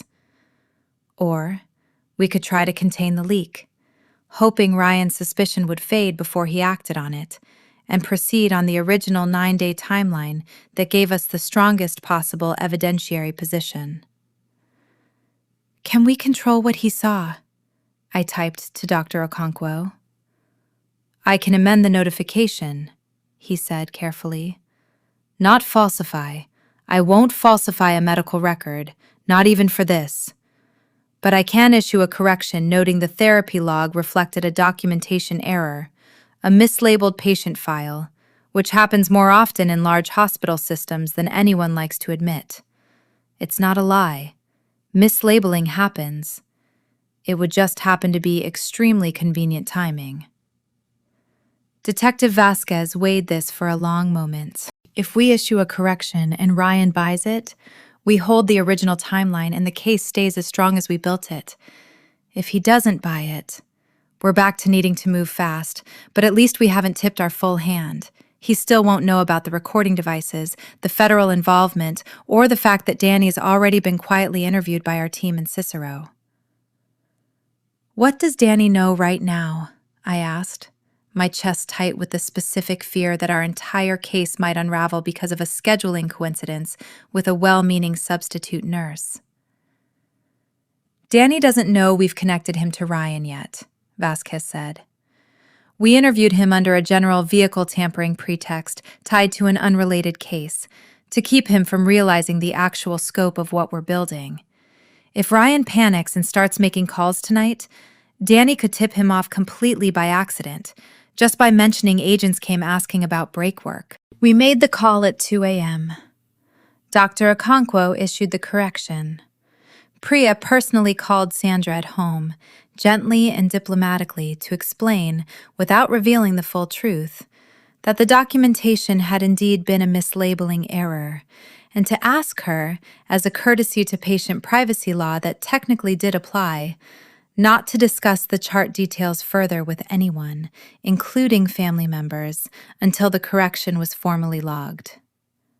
It worked, though I would not know for certain how close it had come to not working until Chloe's testimony, months later, revealed that Ryan had in fact called Dr. Whitfield that night, specifically to ask whether the incapacity evaluation could be moved up immediately, just to be safe. Dr. Whitfield, checking the hospital's corrected record himself before agreeing to anything, saw only a routine mislabeling notation and told Ryan there was no reason to rush, that the scheduled evaluation date, 9 days out, was still the fastest available given his own calendar. 9 days. The exact number Ryan had originally planned around, preserved by a corrected clerical note issued at 2 a.m. by a neurologist who had, by that point, staked far more of his own career and comfort on my case than any doctor is typically asked to. I think about that night often, because it's the clearest illustration I have of how thin the margin actually was between the story I'm telling you now and a very different, much worse outcome. Justice, in my experience, is rarely a straight line. It survives on the accumulated goodwill of people who choose, in small, unglamorous moments at 2 a.m, to make one more careful, correct decision instead of the easy one. The morning of the appointment, I lay in my bed the way I had lain there for 2 months, eyes closed, body still, giving no indication whatsoever of the 2 independent federal agents positioned in the small equipment room adjoining mine, or the recording devices woven discreetly into the light fixtures above my bed, or the fact that I could, if I chose to, sit up and walk across the room under my own power. My mother arrived first, dressed sharply, carrying the same leather folder I now recognized as her instrument of choice for every piece of paperwork she'd used against me. Ryan arrived 12 minutes later, with a man I didn't recognize, Dr. Whitfield, presumably, the second physician, a tall, silver-haired man with the smooth, unbothered confidence of someone who had done this exact kind of favor many times before and never once faced a consequence for it. "Let's make this quick," my mother said, settling into her chair with the brisk efficiency of a woman closing a routine business transaction. "The board meeting for the trust transfer is scheduled for Thursday. We need this evaluation on file before then." "Of course," Dr. Whitfield said smoothly, setting his bag down and pulling out a small penlight. "I've reviewed her chart. Given the duration of unresponsiveness and the extent of the neurological trauma described, this should be a straightforward confirmation." I felt him check my pupils, the same test Dr. Okonkwo had run on the very first night I regained even a flicker of consciousness. Except this time, I kept my eyes as flat and unresponsive as I had trained myself to hold them for 2 long months, giving this man exactly nothing to work with, letting him build his convenient, paid-for conclusion on a foundation of nothing at all. No pupillary tracking response, he narrated, for the benefit of whatever chart he was building. No response to painful stimulus.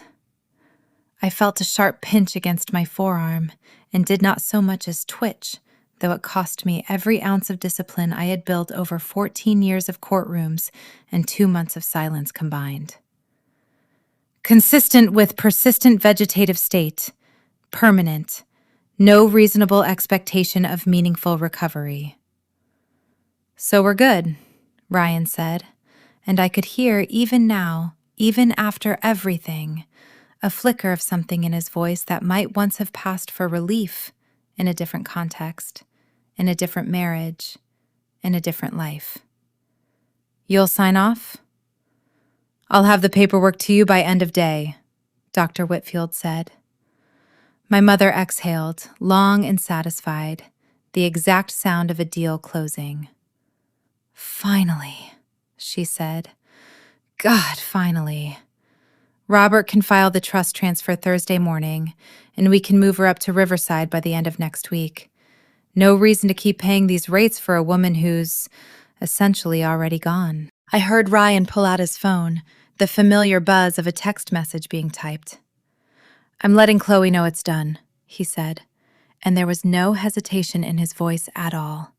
No shred of shame, saying my sister's name to my mother in front of my body, as though the affair were simply an accepted, unremarkable fact of the arrangement by now. Good, my mother said. She's been a wreck about all this. Ridiculous, really. It's not like she caused the accident. I felt something in me go very cold and very still, colder even than the 2 months of practiced silence. Because in that single unguarded sentence, my mother had just confirmed, out loud, in a room wired for federal recording, that she knew the accident had been caused deliberately by someone, and that the someone in question was not my sister. It was time. I opened my eyes. I don't know exactly what I expected the moment to feel like after 2 months of imagining it in the dark. What it actually felt like was simple and clean and almost unbearably quiet, the way the eye of a storm goes quiet right before the second half arrives. My mother saw it first. I watched her face change in slow motion, confusion, then disbelief, then a dawning, creeping horror as she registered that the vegetable she'd been discussing was staring directly at her. Ryan, she said, her voice suddenly small. Ryan, her eyes are open. That happens sometimes, Dr. Whitfield said quickly, though I could hear the uncertainty creeping into his own composure now. Reflexive eye-opening doesn't necessarily indicate. I sat up. Slowly, deliberately, with the careful, hard-won control Angela had spent 2 months rebuilding in me, I pushed myself upright in the bed, and I turned my head, and I looked directly at my husband for the first time since the night he'd texted me, asking exactly what time I'd be driving home. The color drained completely out of his face. That's not possible, he said, stumbling backward from the bed so fast he knocked into the rolling tray table, sending it crashing to the floor. The doctor said, she doesn't have brain activity. She can't. I heard everything, I said. My voice was rough, unfamiliar even to my own ears after 2 months of silence, but every syllable landed exactly where I wanted it to land. I watched my mother's folder slip out of her hands and scatter across the floor. I watched Dr. Whitfield take a slow, calculated step toward the door, already, I imagine, running the math on how quickly he could distance himself from whatever was about to happen in this room. I heard the phone call about the ventilator and the paperwork. I continued, forcing each word out with a discipline that felt, in that moment, like the culmination of everything I had ever learned in 14 years of courtrooms. I heard you and Chloe, Ryan. I heard the trust clause, the 6 to 8 week timeline, the shell company, the forged signature you used to resign me from my own firm while sitting on the edge of this exact bed. I heard Riverside Manor, Mom. I heard the Christmas paperwork. And I just heard you say 30 seconds ago that it's not like Chloe caused the accident, which means you know exactly who did. The door swung open behind them. Detective Vasquez walked in first, followed by 2 federal agents, badges already raised. Marcus came in right behind them, and I watched my mother's face collapse entirely when she saw him standing there, calm and steady, on the side of the room she had never once thought to worry about. Diane Cole, Ryan Sutter. Detective Vasquez's voice was flat, professional, utterly without mercy. We have a warrant for your arrest on charges of wire fraud, identity theft, forgery, and conspiracy.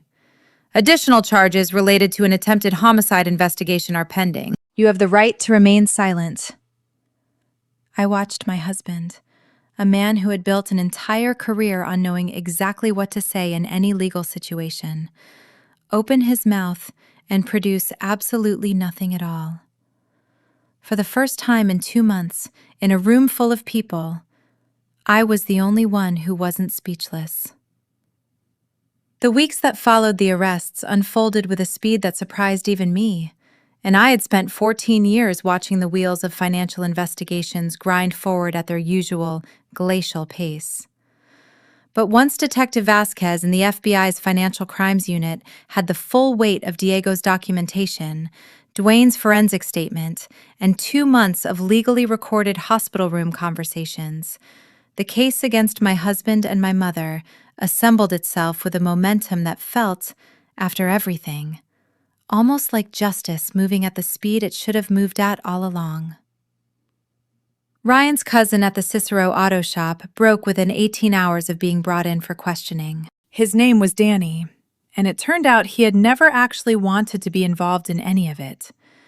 Ryan had approached him 3 weeks before the accident, framing it as just messing with the brakes a little, nothing that would actually cause an accident, just enough to force her to slow down and reconsider some of her business decisions. Which was, even by the standards of everything else I'd learned about my husband, one of the more absurd lies he'd ever constructed. Brake lines don't work that way. Danny knew that. He'd done it anyway. For $8,000 and the promise of steady referral business once Ryan controlled a multi-million-dollar accounting firm. And the moment federal agents laid out the actual attempted murder charge in front of him, he decided $8,000 wasn't worth the rest of his life in a federal prison. His statement, combined with Dwayne's forensic examination and cell tower data placing Ryan's phone near the Cicero shop twice in the 10 days before the accident, was enough for the state's attorney to add attempted first-degree murder to the growing list of charges against my husband. Danny, in exchange for his full cooperation and testimony, was offered a plea deal that would keep him out of prison for the murder charge in favor of a lesser conviction on the mechanical tampering itself. My mother's lawyer, Robert, the same attorney who had drawn up the incapacity paperwork months in advance, tried, in the first 48 hours, to construct a defense built around her simply being an anxious, grieving mother who had been manipulated by her son-in-law. It fell apart almost immediately because Detective Vasquez had 2 months of recorded conversations in which my mother discussed, in specific and unambiguous detail, the parking fees she resented paying to visit her supposedly dying daughter, her satisfaction at finalizing paperwork before I could recover, and, most damning of all, the single unguarded sentence about Chloe not having caused the accident, which the prosecution would later describe in court as the sentence a woman speaks only when she already knows, with certainty, who did. Chloe was the one true surprise of that entire chaotic stretch of weeks. I had expected her to close ranks, to hire the best lawyer money could still buy before the accounts were fully frozen, to fight the way our mother was fighting. Instead, 3 days after the arrests, she walked into the FBI field office in downtown Chicago, unaccompanied by counsel, and asked to speak with Detective Vasquez directly. She told them everything she knew about the affair, about the timeline, about the trust clause conversations she'd overheard, about her own confrontation with Ryan when she learned about the breaks. She handed over a folder of text messages between herself and Ryan going back 14 months, unredacted, undeleted, including messages sent in the days immediately after the accident, in which Ryan had reassured her that everything was handled and she didn't need to worry about the details. She did not do this, I want to be clear, entirely out of nobility. Her lawyer, she hired one after that first voluntary interview, a sharp young public defender named Talia, who specialized in exactly this kind of cooperation-driven plea strategy, was very clear with prosecutors that Chloe's full cooperation was contingent on the state distinguishing clearly between what she had known about the affair and financial scheming and what she had not known about the attempted murder until after the fact. The distinction mattered, legally and morally, and I found myself in the strange, exhausting weeks of that investigation, grateful that it existed. My sister had betrayed me in ways that would take me years to fully process. But she had not tried to kill me. And the moment she learned that someone had, she had confronted the man responsible instead of helping him cover it up further, even if her confession had come to a woman she believed couldn't hear it. It would not save her from consequences, but it would, eventually, save her from the harshest version of them. I spent those weeks doing two things simultaneously: continuing the grueling work of physical therapy, relearning to walk with steady confidence instead of the shaking, uncertain steps of that first reveal, and beginning the entirely separate, entirely necessary work of legally dismantling every piece of my old life that Ryan and my mother had touched. I filed for divorce 11 days after the arrests, the moment my legal team confirmed I was competent to do so, a formality Ryan's own defense attorney initially tried to challenge, absurdly, given that I had just spent an afternoon giving a 2-hour deposition to federal investigators with total clarity and precision. The challenge was dismissed within a day. I hired the sharpest divorce attorney in the city, a woman named Corinne Ashby, who specialized in cases involving hidden assets and had, in 20 years of practice, never lost a case involving a spouse who'd tried to defraud her client during a medical crisis. Mostly because no other attorney in the city had ever had a case quite that specific before mine. I petitioned the court to freeze every account connected to the firm's stolen funds, and with Diego's documentation already in the hands of federal prosecutors, the freeze was granted within 72 hours. The Shell LLC in Delaware, the diverted retainer payments, even the personal account Ryan had quietly opened under his mother's maiden name, all of it traced, frozen, and eventually, months later, returned in full to the firm's operating accounts under a court-ordered restitution order. I want to tell you that once the arrests happened, the hardest part was over. It wasn't. The hardest part, in a lot of ways, was still ahead of me. The trial, the depositions, the long, grinding process of sitting in rooms with lawyers and forensic accountants and federal agents, reliving every single detail of the worst 2 months of my life, over and over, until the facts were bulletproof enough to survive a courtroom.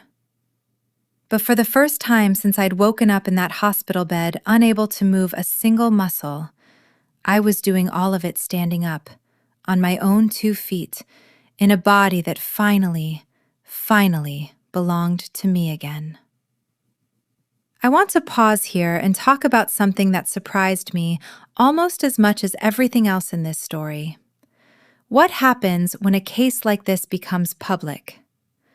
The arrests made local news within days, but it was the arraignment where prosecutors first laid out in open court the broad strokes of what had happened in that hospital room that turned it into something much bigger. A courtroom reporter for one of the Chicago papers picked up on the detail that would end up defining the entire public conversation around the case. That the alleged mastermind of the fraud scheme was the same woman whose 11 weeks of locked-in consciousness had provided the evidence that exposed it. Within a week, the story had been picked up by national outlets. I received requests for interviews from 3 major networks, 2 true crime podcasts, and a producer who wanted to option the rights to a docuseries before we'd even reached trial. A request my attorney firmly declined on my behalf, since discussing case details publicly before a verdict could have jeopardized the prosecution entirely. I want to be honest about how strange that period was. On one hand, I was still deep in physical therapy, still working through trauma processing that had barely begun, still legally married to a man awaiting trial for trying to have me killed. On the other hand, strangers on the internet had turned the outline of my life into a kind of morality play, dissecting every detail they could find about my marriage, my mother, my company, speculating wildly about things they had no actual information about. Some of it was supportive in ways that genuinely helped me. I received hundreds of messages from people who had survived their own versions of family betrayal, financial abuse from parents, infidelity discovered under horrific circumstances, the specific loneliness of realizing the people who were supposed to protect you had instead been counting the days until you were gone. Reading those messages, even in the middle of everything else, reminded me that this story, as singular as it felt while I was living it, was actually a much more common shape of pain than I'd ever understood before it happened to me. Some of it was less helpful. There were, predictably, people who insisted the whole thing had to be exaggerated, that no family could really be this calculating, that I must be leaving out context that would make Ryan and my mother look more sympathetic. I stopped reading comment sections about 6 weeks into that cycle, on the advice of my trauma therapist, who pointed out, correctly, that I had already spent 11 weeks of my life having to prove my own reality to people standing 3 feet away from me, and I did not owe that same proof to strangers on the internet who would never actually sit through a single hour of trial testimony. What the publicity did do, in a way I hadn't anticipated and genuinely didn't want at the time, was validate my company's reputation in exactly the specific, morbid way businesses sometimes get validated. Corporate clients, it turns out, do not particularly care about the emotional cost of a founder's personal tragedy. What they care about is competence under extraordinary pressure. And there is no more extreme demonstration of forensic competence than building a federal case from a hospital bed using nothing but eye movements. I didn't want that kind of growth. I would have traded every new client contract for a version of this story where none of it had ever happened at all. But I also learned, somewhere in that strange, disorienting stretch of months, that you don't always get to choose which parts of a terrible experience end up being useful to you later. Sometimes the only choice available is what you do with the parts that are handed to you, regardless. Before the trial started, though, there was a smaller, quieter moment that mattered to me almost as much as anything that happened in a courtroom.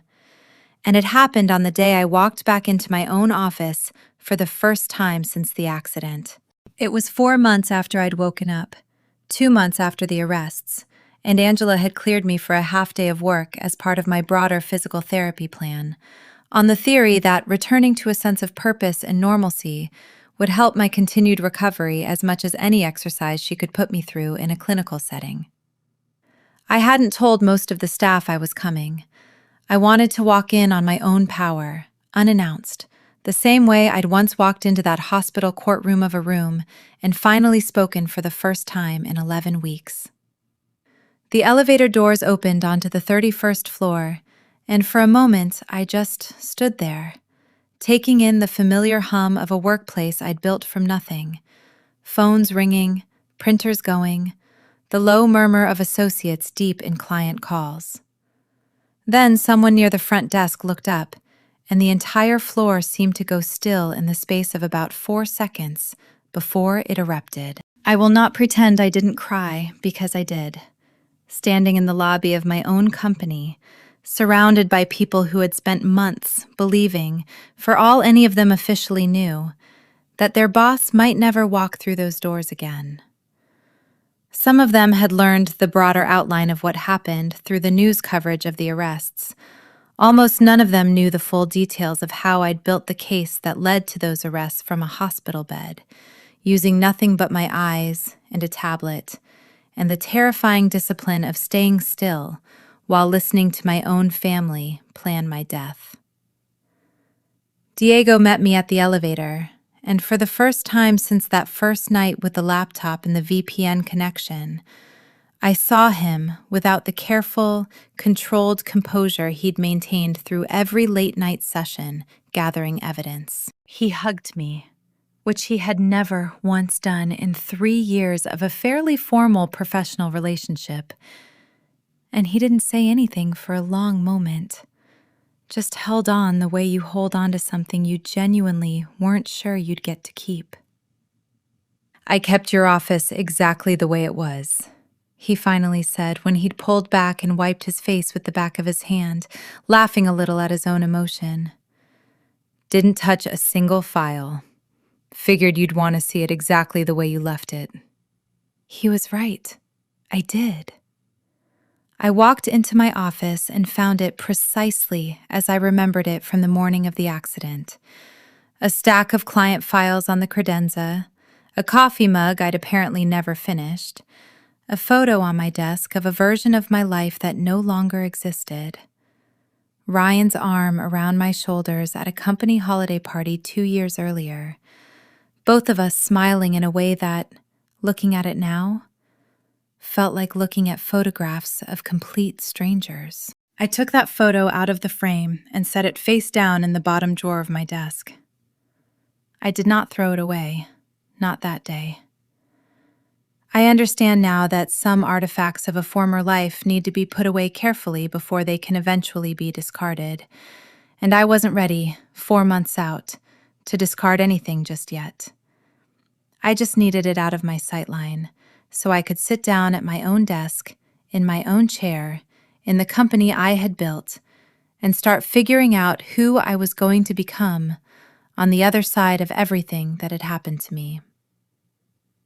I held an all-staff meeting that afternoon, my first public address to the full company since the accident. I did not go into details about the ongoing case. My attorneys had been clear about the importance of discretion before trial. But I told my employees the truth about the broader shape of what had happened, because I believed, and still believe, that the people who had kept the firm running through 4 months of uncertainty deserved more than a corporate non-answer. "I am not the same person who left this office the night of the accident," I told them, standing at the front of our largest conference room, my legs still occasionally unsteady, my voice still recovering its full strength.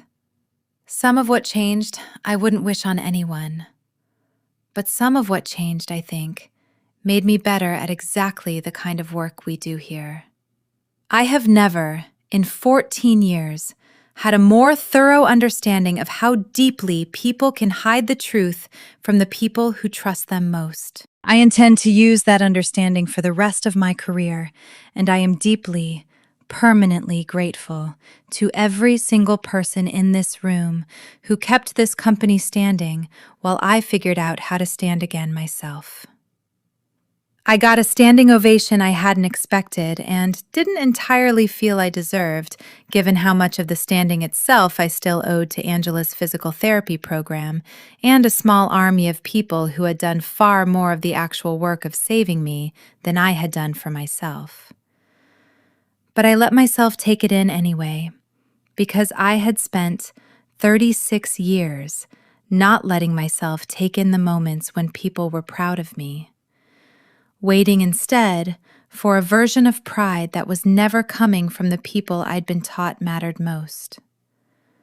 I was learning, slowly, to accept it from the people who actually meant it. The trial began 9 months after the accident in a federal courthouse in downtown Chicago, and it lasted 3.5 weeks. I want to tell you about the day I testified, because it is, even now, the single most important day of my professional and personal life combined. And because I think it matters that you understand exactly what it took to get there. I walked into that courtroom under my own power in a dark navy suit I had picked out specifically because it was the same suit I wore to close the biggest fraud case of my career 3 years earlier. The one that had put a hedge fund manager behind bars for stealing $40 million from retired teachers. I wanted, in some private, symbolic way that only I understood, to walk into that courtroom as the version of myself who had built a career finding exactly this kind of lie, not as the version of myself who had lain broken and silent in a hospital bed while my family planned my death around me. The prosecution walked me through everything, methodically, over the course of a full day. The phone call about the ventilator, the visit from Ryan and Chloe, the trust clause, the forged signature, the break line. I answered every question with the same steady precision I'd used in 100 depositions over 14 years, because I understood, better than almost anyone in that room, exactly how much a case could be strengthened or weakened by the composure of its key witness. Ryan's defense attorney tried, during cross-examination, to suggest that my recovery had been suspiciously convenient, that perhaps I had exaggerated the extent of my paralysis, that perhaps this entire case was built on a foundation of dramatic embellishment from a woman with a financial motive to see her husband convicted. I looked directly at the jury when I answered that one. I have Dr. Okonkwo's medical records documenting 11 weeks of locked-in syndrome, verified through independent neurological testing that began the very first night I regained even a flicker of eye movement, I said. I have federal forensic accountants who independently traced every dollar my husband moved without my knowledge. I have a mechanic's sworn statement and an FBI forensic examination that both confirm my brake line was deliberately cut. I have a cousin of my husband's who has already pleaded guilty to cutting it. None of that required me to exaggerate a single thing. If anything, counsel, I spent 11 weeks understating exactly how much I was capable of, because staying quiet was the only thing keeping me alive long enough to prove any of this at all. The defense attorney did not have a follow-up question. Dr. Whitfield, the physician Ryan had hired to falsify my incapacity evaluation, testified for the prosecution under a cooperation agreement of his own, admitting under oath that he had a documented pattern of providing favorable medical opinions in exchange for payment in at least 6 prior cases, a revelation that would eventually cost him his medical license entirely, independent of the criminal charges he faced in my case. Danny testified about the brake line, Diego testified about the financial records, Dwayne testified about the forensic mechanics, Priya testified about the timeline of my recovery and the deliberate decision made jointly by myself and Dr. Okonkwo to keep my family uninformed of my consciousness for medical and safety reasons. Marcus testified about the night I first told him about the affair, his voice breaking on the stand in a way that, I noticed, visibly affected several members of the jury. Chloe's testimony was the most complicated of the trial, and the prosecution handled it carefully, using her cooperation to strengthen the case against Ryan and my mother, while her own plea agreement, eventually a reduced sentence in exchange for her full cooperation, was negotiated separately, outside the jury's hearing. She sat on the stand and told the truth about everything she knew, including the parts that made her look terrible, including the affair, including her own selfish complicity in a scheme she claimed she hadn't fully understood the scope of until it was already in motion. I watched her from my seat behind the prosecution's table, and I felt something complicated and unresolved that I still don't have a perfect word for even now. Not forgiveness exactly, not yet, but something adjacent to it. An acknowledgement that the woman on the stand had, eventually, chosen truth over loyalty to a man who had asked her to help bury me alive. The jury deliberated for 6 days. When the verdicts came back, I was sitting between Marcus and Priya, who had both become, in the strange, accelerated way that trauma forges relationships, some of the closest people in my life. Ryan was found guilty on all counts: wire fraud, identity theft, forgery, conspiracy to commit fraud, and conspiracy to commit murder. My mother was found guilty of conspiracy to commit fraud and conspiracy to commit murder, though the jury acquitted her on one narrower forgery charge related to a document the prosecution couldn't definitively prove she'd known was fraudulent at the time she filed it. Neither of them looked at me when the verdicts were read. I noticed that, and I noticed, too, that I didn't particularly need them to. I should close the loop on 2 smaller figures in this story, because their outcomes mattered to me even if they never made national headlines the way Ryan and my mother did. Danny, Ryan's cousin, pleaded guilty to the reduced charge of mechanical tampering resulting in serious bodily injury, in exchange for his cooperation and testimony. He received 4 years with the possibility of parole after 18 months, given his lack of any prior record and the significant weight his early cooperation carried in building the broader case. I don't know what happened to him after his release, and I've made a conscious choice not to look. Some threads, I've learned, are allowed to simply end without a bow on them. Dr. Whitfield lost his medical license permanently, following both the criminal charges related to falsifying my incapacity evaluation and a separate state medical board investigation that, once opened, uncovered the pattern of paid, favorable opinions he'd built quietly over nearly a decade. He was sentenced to 3 years for his role in the fraud, though not the murder conspiracy, since the prosecution could never establish that he had known about the brake tampering specifically, rather than simply being a doctor willing to sign a convenient, well-compensated evaluation without asking too many questions about why the family was in such a hurry. I think about him sometimes, more than I think about Danny, honestly, because there was something particularly chilling about a man who had built an entire secondary income stream around exploiting exactly the kind of vulnerable, high-stakes medical moment I was living through. Ryan and my mother wanted me dead for money. Dr. Whitfield didn't care one way or another whether I lived or died. He simply didn't consider it his problem, as long as the check cleared. I have come in the years since to believe that particular kind of indifference is its own specific category of harm. Quieter than malice, but no less dangerous for the people caught underneath it. Sentencing took place 6 weeks later, and if the trial had been about proving what happened, sentencing was about reckoning with the full weight of it, out loud, in front of a judge who did not seem inclined to soften a single word of what she had to say. Ryan was sentenced first.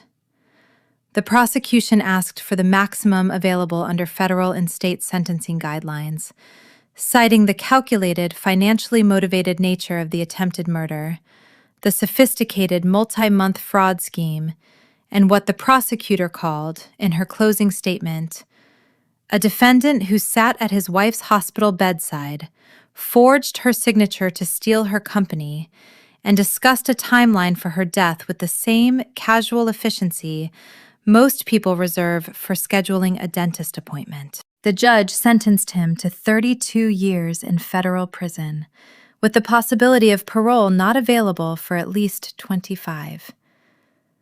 Ryan wept openly at the sentencing, the first genuine display of emotion I had seen from him since the accident, though I noted, with the same clinical detachment I'd used to survive 11 weeks of listening to him plan my death, that his tears seemed to be entirely for himself.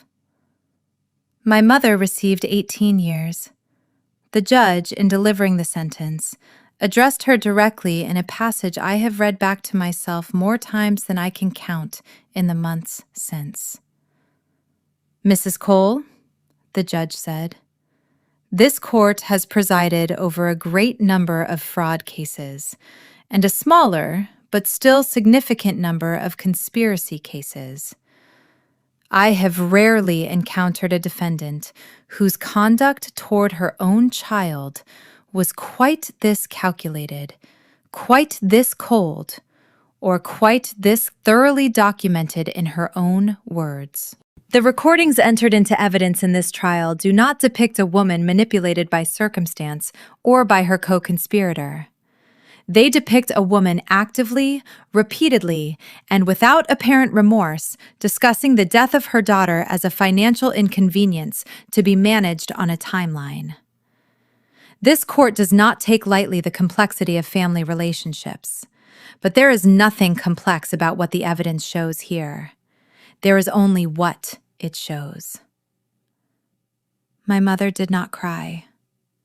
She stared straight ahead through the entire sentencing, her expression unreadable.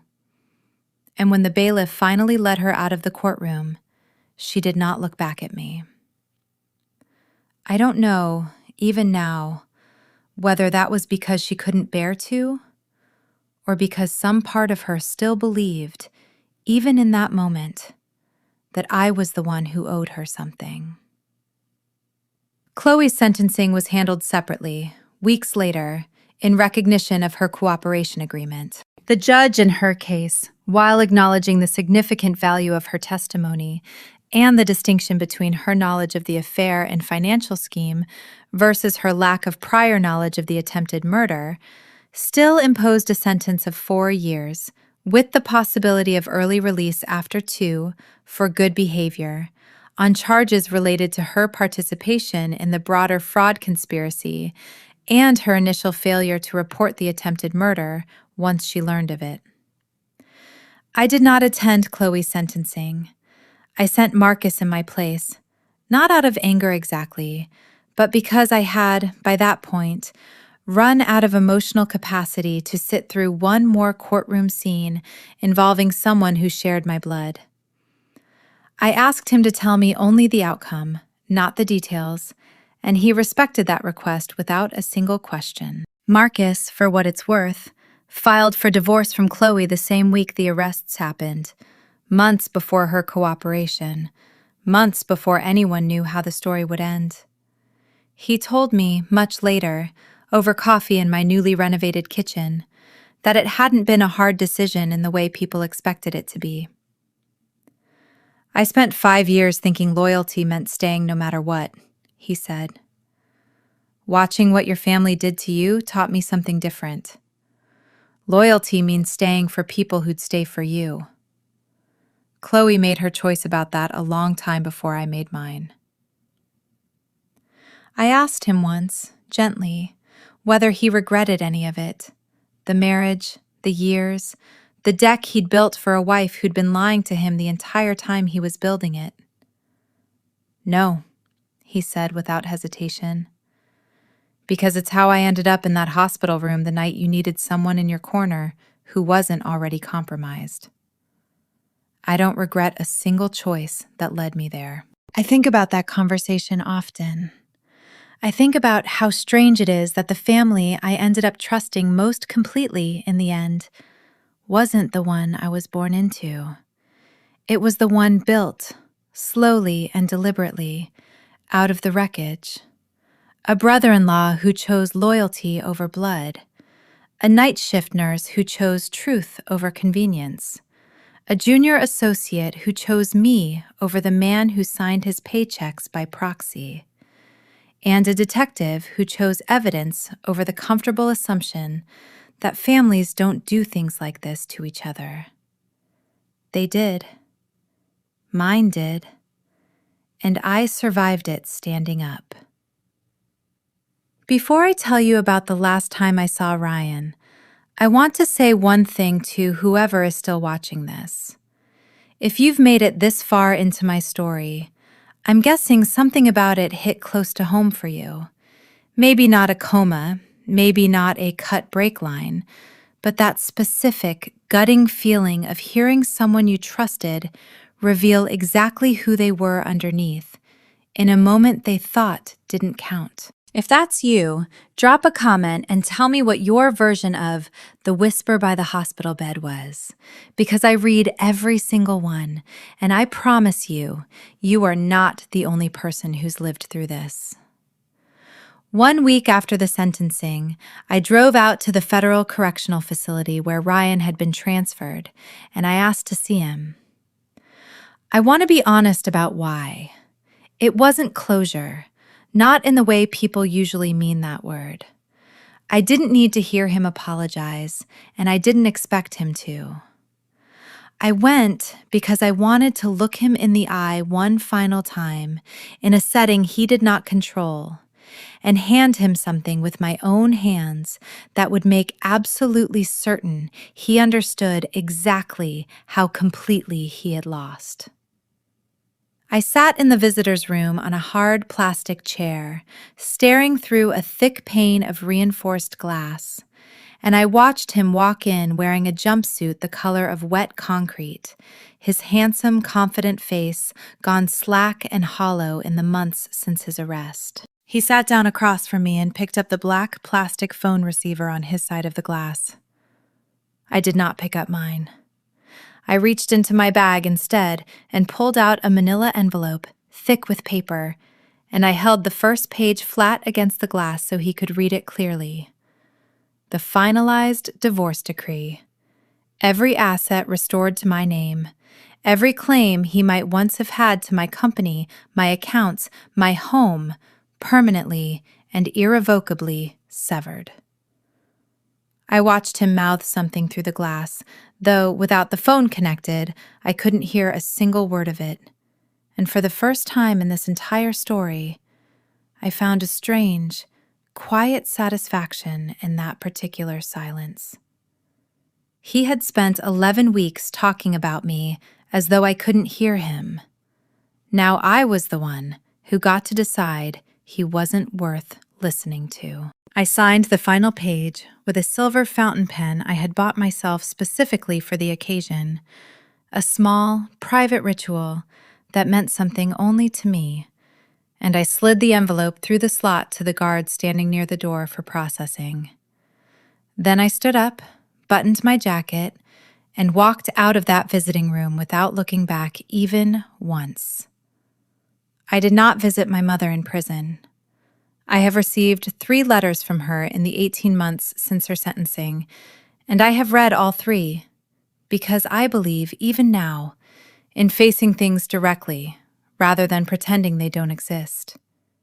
Each letter has followed roughly the same pattern: an opening paragraph expressing regret, a middle section subtly recasting herself as a woman who was manipulated and misled by Ryan, and a closing request for money, for a lawyer referral, for a character letter to support an eventual parole hearing. I have not responded to any of them. I don't know if I ever will. Some doors, I've learned, don't need to be slammed shut dramatically. They simply need to stay closed, quietly, for as long as it takes for the person on the other side to understand that the silence itself is the answer. Chloe, I want to say, has been different. She wrote to me, too, from a much lower security facility 2 hours outside the city, and her letters have not asked me for anything at all. They've simply been an accounting, her word, which I noticed and appreciated given my profession, of what she remembers, what she regrets, and what she understands she may never be able to fully repair. I have not written back yet either, but I have not thrown her letters away, which is, for now, as much of an answer as I have to give her. Some relationships end in a single dramatic conversation. Others end slowly, in the space of everything left unsaid over years. And I am learning, at 37, that both kinds of ending are allowed to exist in the same lifetime, sometimes even in the same family. Recovery, it turns out, doesn't end the day a jury delivers a verdict. I want to talk about that honestly, because I think a lot of stories like mine skip straight from the courtroom to the victory lap. And that skip does a disservice to everyone still in the messy middle of their own version of this. For almost a year after the trial, I still woke up some nights unable to move for the first few seconds of consciousness. My body locked in the specific, remembered terror of a syndrome my mind refused to let go of even after my muscles had fully recovered. My physical therapist, Angela, eventually referred me to a trauma specialist who worked specifically with survivors of catastrophic medical events. And I spent 8 months in weekly sessions unpacking not just the 11 weeks of locked-in syndrome, but the 36 years underneath it. The lifetime of trying to earn love from people who had, apparently, been capable of this the entire time. I won't pretend that work is finished. I don't think it ever fully is. But I will tell you that it mattered enormously. And if you are sitting somewhere right now, nursing your own version of a betrayal like this, I want to gently push back on the idea that the legal victory, however satisfying, is the end of the story. The legal victory is the beginning of the part where you're finally safe enough to actually feel everything you had to postpone feeling in order to survive. The business recovery, by contrast, happened faster than I ever could have predicted, and in a way I found almost darkly funny given everything that had led up to it. The publicity around the trial, and there was a great deal of it given the sheer audacity of the scheme and the fact that a forensic accountant had built the case that took down her own family from a locked hospital bed, turned out to be, from a purely business perspective, the single best marketing my firm ever received.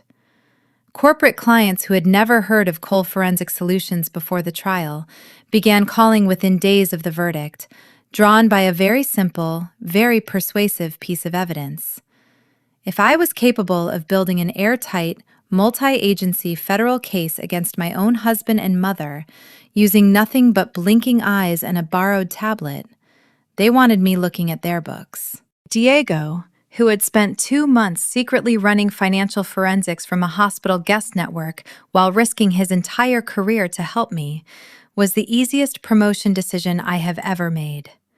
He became a full partner at the firm 8 months after the trial concluded, the youngest partner in the company's history. And he has since built out an entire division specializing in exactly the kind of digital forgery and wire fraud detection that saved my life. He jokes sometimes that I trained him to catch criminals and then handed him the exact case study of his career on the first real test.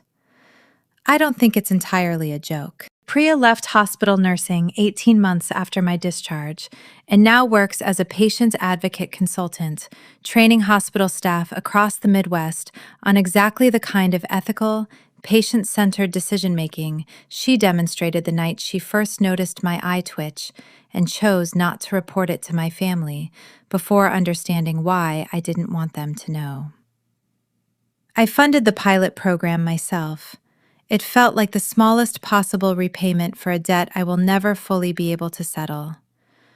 Marcus and I should say clearly, are not together in the way some people assume when they hear this story, and I want to be honest about that too, because I think there's a temptation in stories like this to wrap everything up with a romantic bow that wasn't actually part of what happened. What Marcus and I built in that hospital room was something else entirely. Not romance, but the kind of fierce, unshakable loyalty that doesn't always have a simple name. He is, to this day, one of the 2 or 3 people I trust most completely in the world. He sits on my company's board now, handling facilities and vendor relationships with the same quiet, careful competence he once brought to re-roofing houses. We have dinner most Sundays. Neither of us has ever needed it to be more than that, and I've come to believe that the story doesn't actually need it to be more than that either. What I've built instead, in the 2 years since the accident, is something I never had in 36 years inside my original family.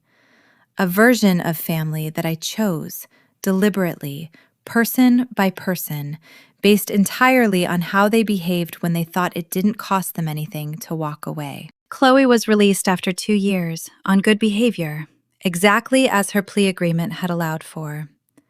And I want to tell you about the day I finally agreed to see her, because I think it matters as much as anything else in this story, even though it doesn't come with the same clean, satisfying resolution as a guilty verdict or a signed divorce decree. She wrote to me one more time, 3 weeks after her release, not asking for anything, simply asking whether I would be willing to meet her, on my own terms, whenever and wherever felt safe to me, with no expectation attached beyond the meeting itself. I sat with that letter for almost a month before I answered it.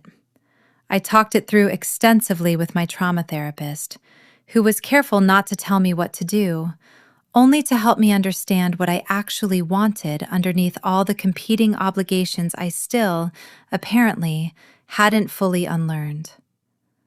What I wanted, it turned out, was not reconciliation exactly. It was information, and it was closure. And it was the chance to look at my sister as an adult, making her own choices in the aftermath of everything, rather than as the ghost of the little girl who used to climb into my bed during thunderstorms. We met at a coffee shop of my choosing, in the middle of a Tuesday afternoon, at a table near the door where I could see the exit clearly. A small, deliberate piece of the boundary work my therapist and I had spent months building. Chloe looked different than she had at the trial.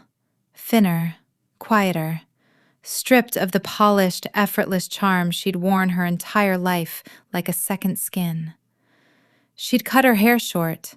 She didn't wear any makeup. I don't know if that was a genuine change or a performance calibrated for the specific audience of me, and I've made a kind of peace with the fact that I may never fully know which. "I'm not going to ask you to forgive me," she said, before I'd even finished sitting down. "I know that's not something I get to ask for. I just wanted to say some things out loud, to your face, instead of through a letter you might not even be reading anymore." I let her talk. That was, in the end, most of what that meeting was. Me listening, the way I had once been forced to listen from a hospital bed, except this time by choice, with the full, considered power to walk away the moment I needed to. She told me about therapy she'd started in prison, a program for financial crime offenders that had, apparently, forced her to sit with the specific mechanics of how she'd rationalized 2 years of an affair with my husband, how she'd told herself, for months, that our marriage was already effectively over, even though she had no actual evidence of that beyond what suited her to believe. She told me she didn't expect me to find that explanation satisfying, because she didn't find it satisfying herself anymore. She told me about Marcus, carefully, without asking me anything about him directly, acknowledging simply that she understood the divorce had been the correct decision, and that she had no claim left on any resentment about it. She told me, last, about the moment she decided to walk into the FBI field office 3 days after the arrests, unprompted, without a lawyer. "I kept thinking about you lying there," she said, her voice finally breaking somewhere in the middle of that sentence. Not being able to move, listening to all of it. I thought about how much worse it would have been if I'd let you keep listening to nothing but our silence too, on top of everything else. I couldn't be one more person who let you go on believing no one was going to tell the truth. I did not tell her that day that I forgave her.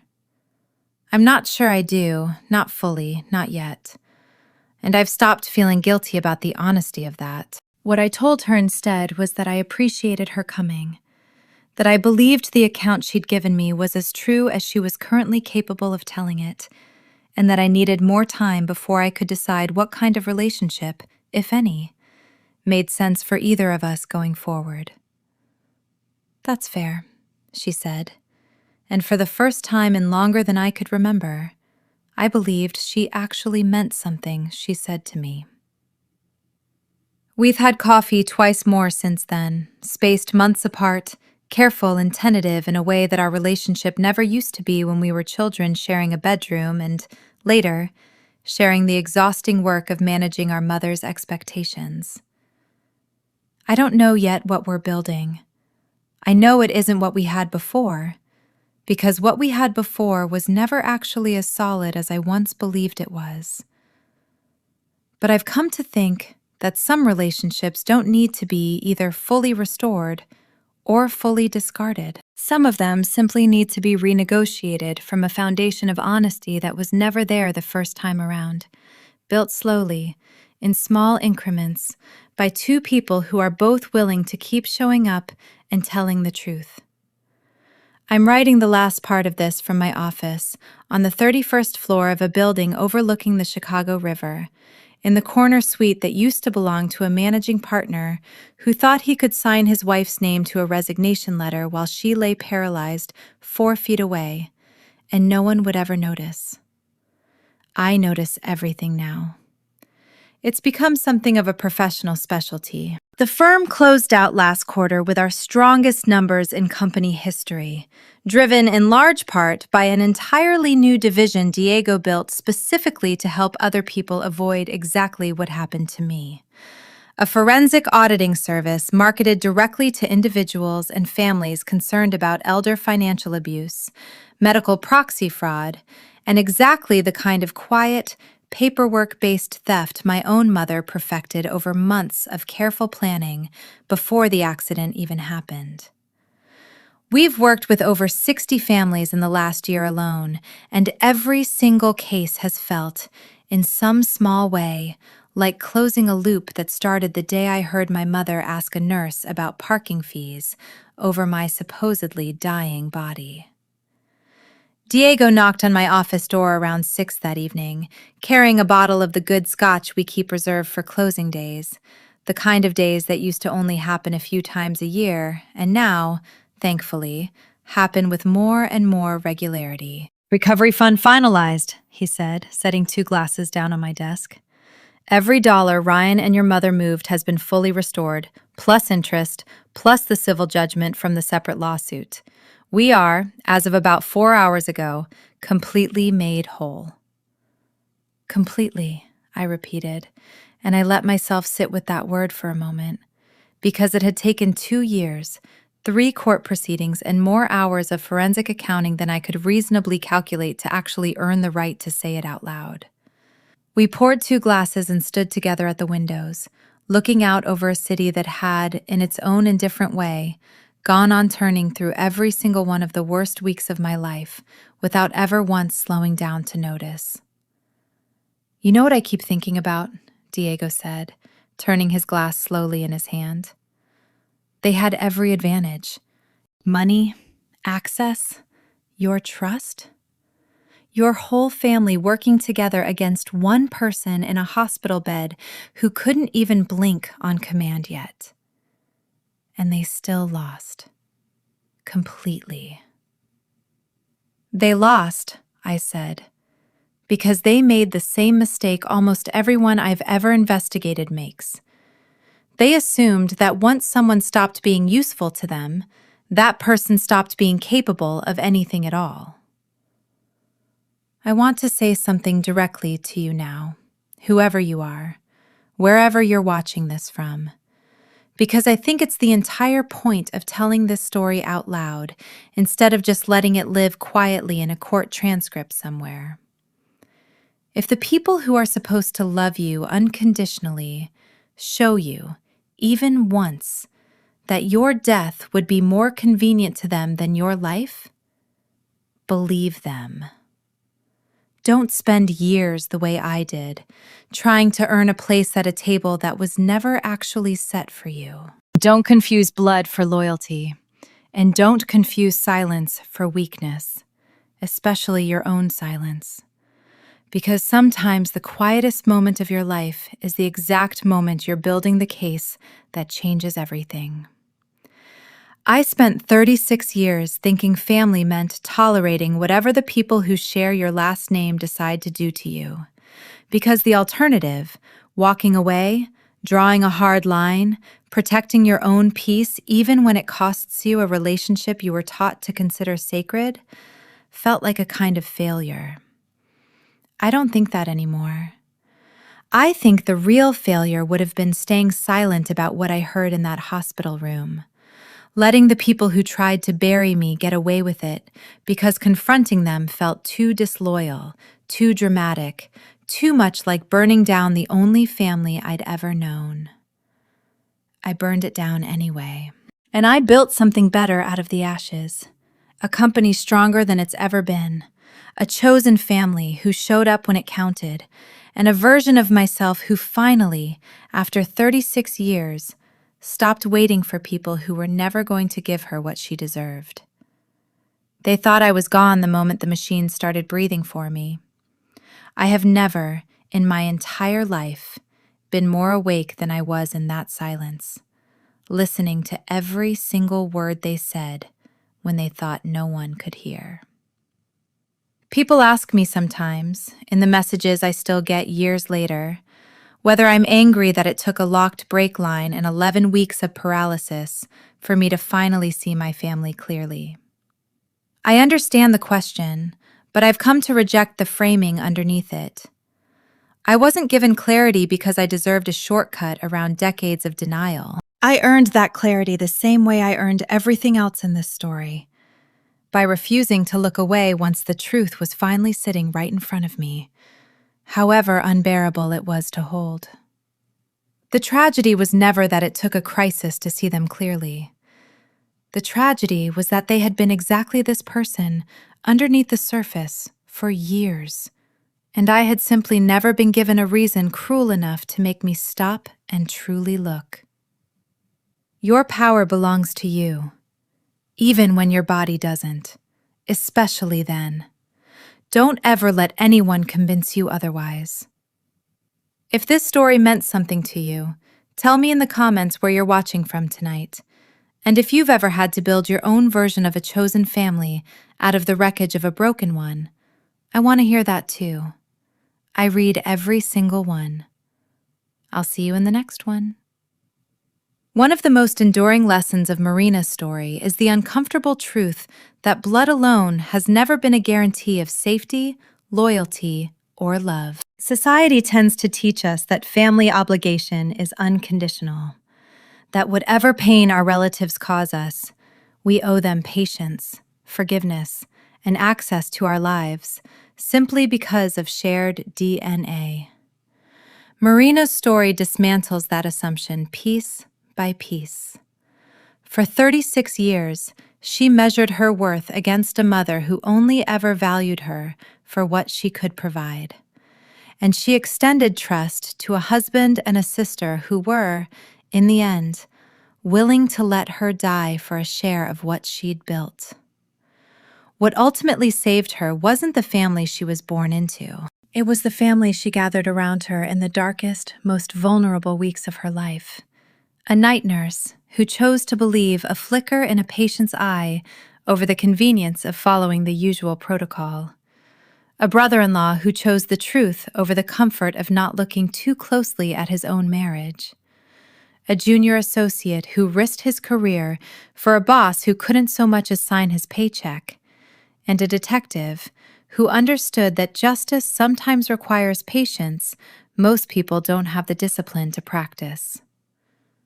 There is a broader lesson here about self-protection that extends well beyond hospital beds and federal courtrooms. Walking away from people who have shown you, clearly and repeatedly, that your well-being is negotiable against their convenience is not cruelty. It is not betrayal. It is the most basic form of self-respect. And it is available to every single person listening to this. Whether your own version of the whispered confession by the hospital bed involved millions of dollars, or something much smaller and quieter that still cut just as deep. Marina's transformation, from a woman who spent decades trying to earn love from people incapable of giving it, into the architect of her own justice and the builder of a chosen family rooted in mutual respect, is worth sitting with. It suggests that the boundaries we're often taught to feel guilty about setting are, in fact, the exact boundaries that protect the life we're still trying to build. If the people who are supposed to protect you decide instead to treat your vulnerability as an opportunity, you do not owe them your silence, your compliance, or your continued presence in their lives. You owe yourself the boundary, and you owe yourself the fight, in whatever form that fight needs to take. Take a moment, if you can, to think honestly about the relationships in your own life. Ask yourself which ones are built on genuine mutual care, and which ones are simply built on the assumption that you'll always show up no matter what you're given in return. The answer might be uncomfortable. It might also be the beginning of the exact kind of clarity that let Marina walk out of that prison visiting room, sign her name, and never look back. Family, in the truest sense of the word, was never supposed to be a hierarchy you owe blind obedience to simply because of an accident of birth. It was always supposed to be a promise, renewed daily, in the small and large ways people choose to show up for one another. Marina's story is, in the end, a reminder that the promise matters far more than the bloodline it's sometimes mistaken for.